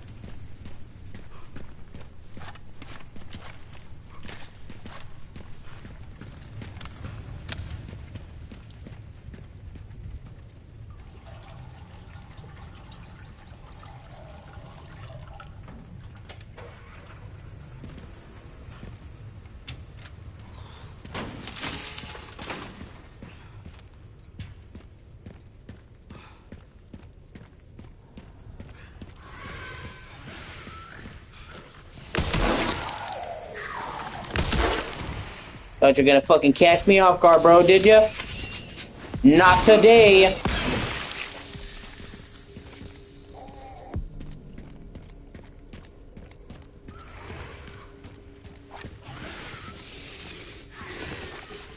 Oh, man.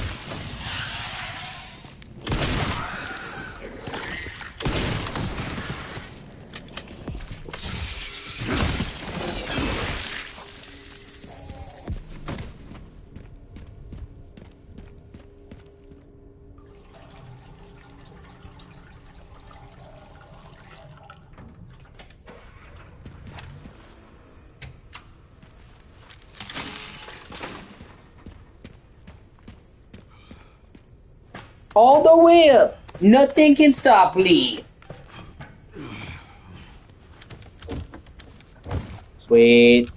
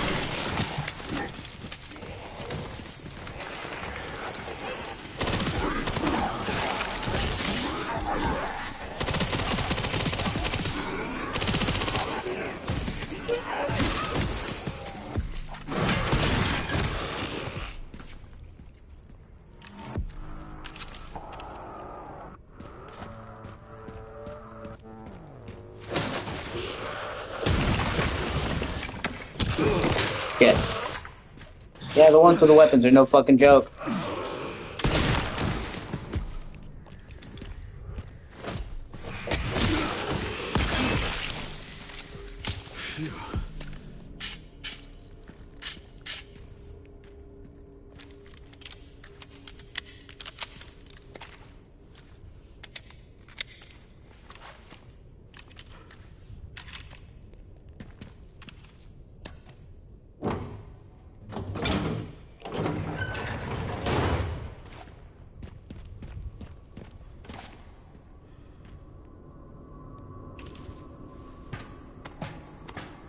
Yeah, let's go into a pitch dark tunnel. I'm sure it'll be fine.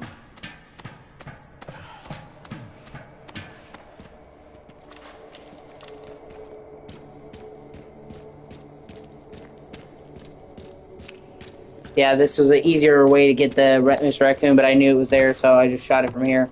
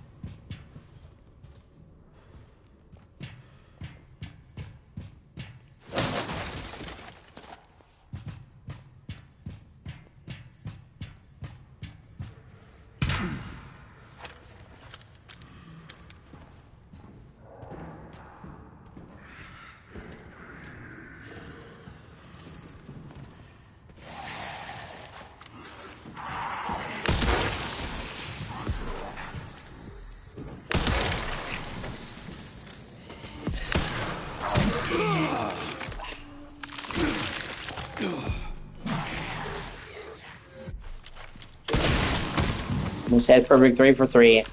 You fucker.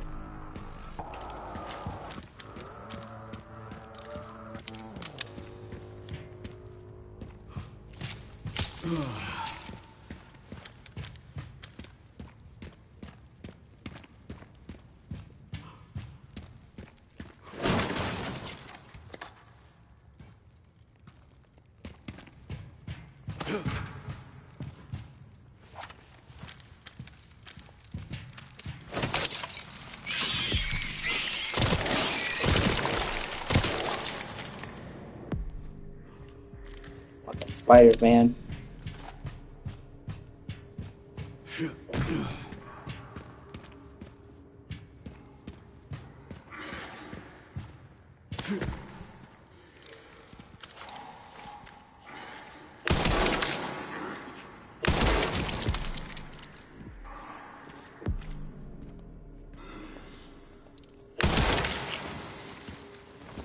Like, oh shit, I want to back up, or I kill the spider, but on the other side. Like, it's just real clever ways of looping back around. Oh, and magnum ammo. Oh, yeah, baby!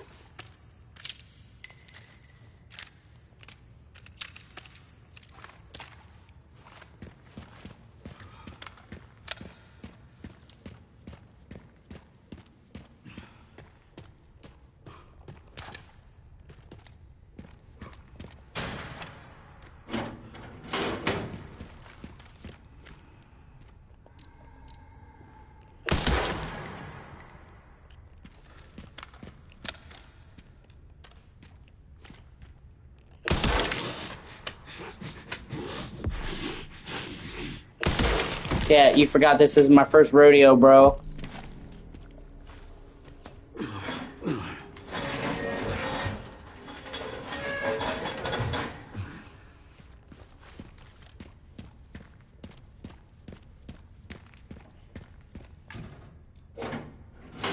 And see, now we loop back around to where we first started, before the spider blocked us off.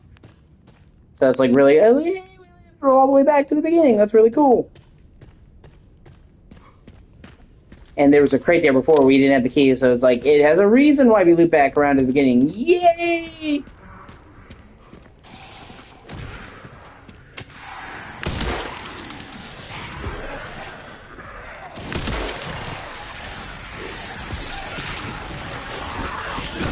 Yeah. No, I don't think so, bro.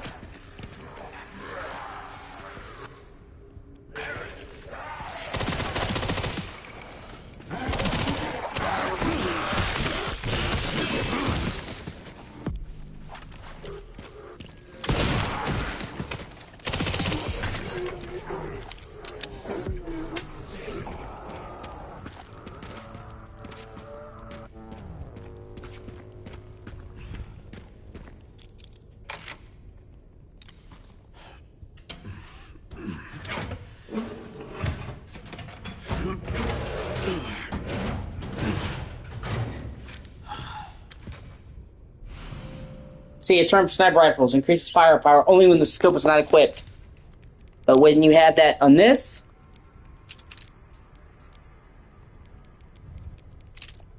it basically makes it pop heads like a balloon, which you're gonna see.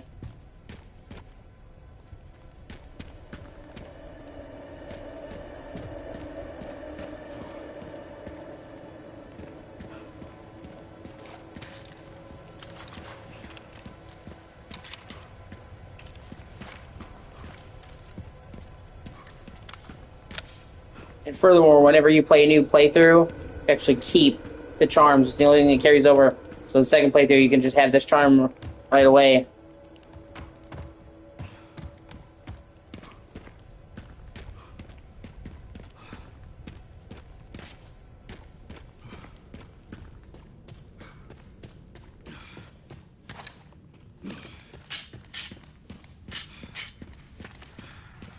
Oh, here we go. Good example.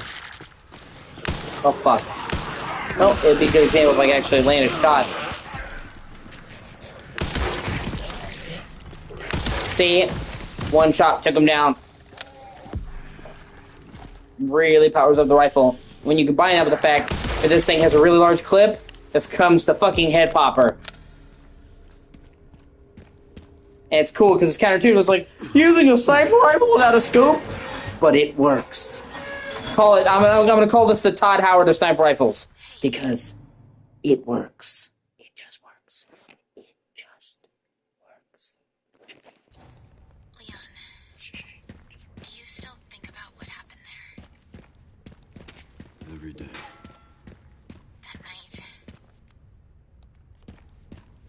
I was just a kid. Scared and confused. Imagine Grace must feel the same right now. Sorry. Sorry. This isn't the time. We need to focus. Yeah, I mean, you think it was bad for Leon. I mean, it was bad for Leon, but Sherry had to do all that shit when she's 12 and being infected by her own father, knowing that it was her dad chasing her, and her dad could cause all this bullshit. It's bad enough dealing with the zombie apocalypse, and then, oh, it's me padre. That'd fuck anybody up, let alone a little kid, man. The fact that Sherry didn't, turn into JoJo Siwa and wanted to show everybody she's edgy is a miracle in and of itself. I think it's hilarious. She's like, I used to have a pristine image, guys, and now I'm known for being dirty and lewd. No other pop star has done this. I'm like, babe, honey, pal, you just literally did the fucking... like the child pop star pipeline. Beat for beat. I'm like, I know you're young, JoJo, but it's like, you know Miley Cyrus and Hannah Montana? Yeah. With the finger shit, you know, the foam stuff and twerking. Like, you were old enough to see that, so, like, the fact that she could say she's the first to do that, it's like most, you know, well, and I mean, it's a reason why it became a trope, because they're forced into this role of being an innocent child all along, and they rebel, and they say fuck it, and they want to show people they're not, and, well, they overcorrect.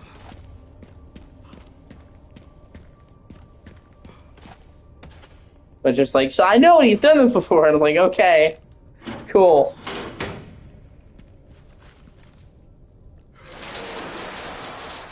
And what's hilarious is she went over and over and over and over and over saying she's gay, she's gay, she's gay, she's gay. And then what happens? She gets with a guy, and it's been her longest, most stable relationship, and it's like, okay, wow. Like you like said you were gay over and over again and made such a big deal of it, only for your only stable relationship to be with a dude. I mean, I'm happy for her, but I just think it's funny.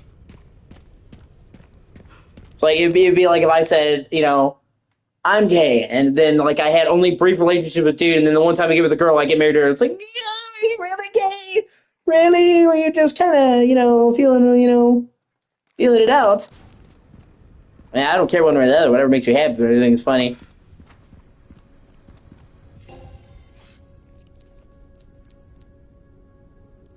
Cha-ching!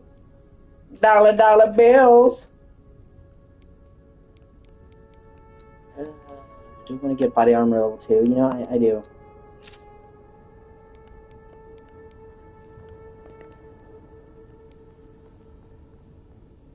Okay, now I can focus on upgrading this bad boy. That increases the power even further, once again making it even better.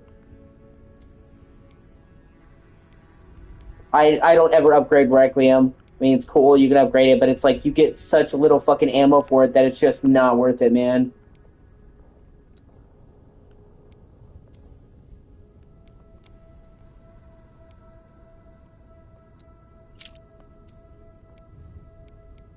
Well, not to me anyway.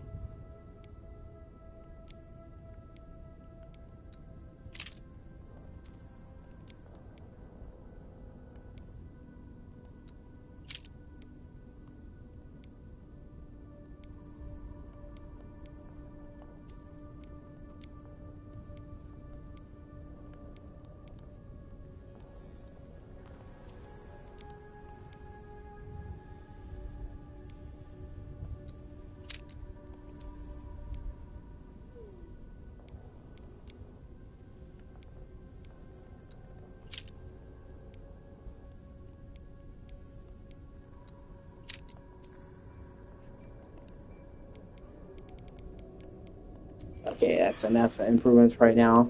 Yeah, there we go. Now we're cooking with gas.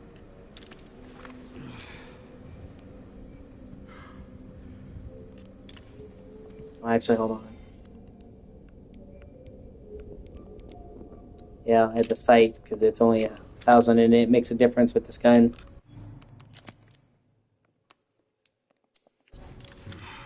And especially when you actually aim in first person, you look fully down the sight, and that, to me, makes it worth it just for that, rather than off-kilter.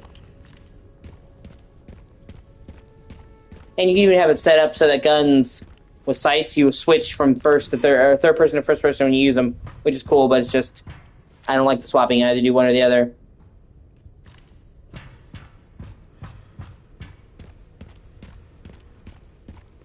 Okay, let me see.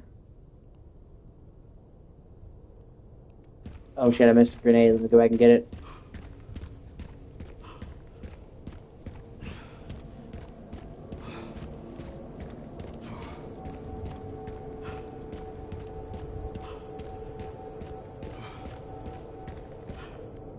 Oh yeah, I was had limited space at the time. I remember that now.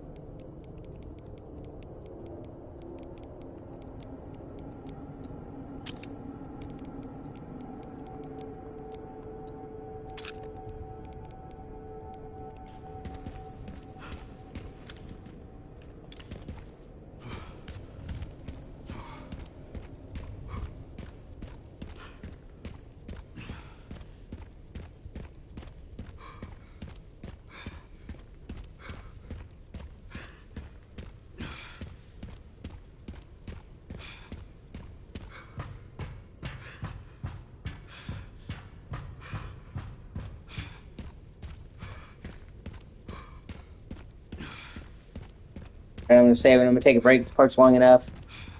I'll either play more Resident Evil or I'll come back. And switch games either way. I've already been streaming for a while, so I'm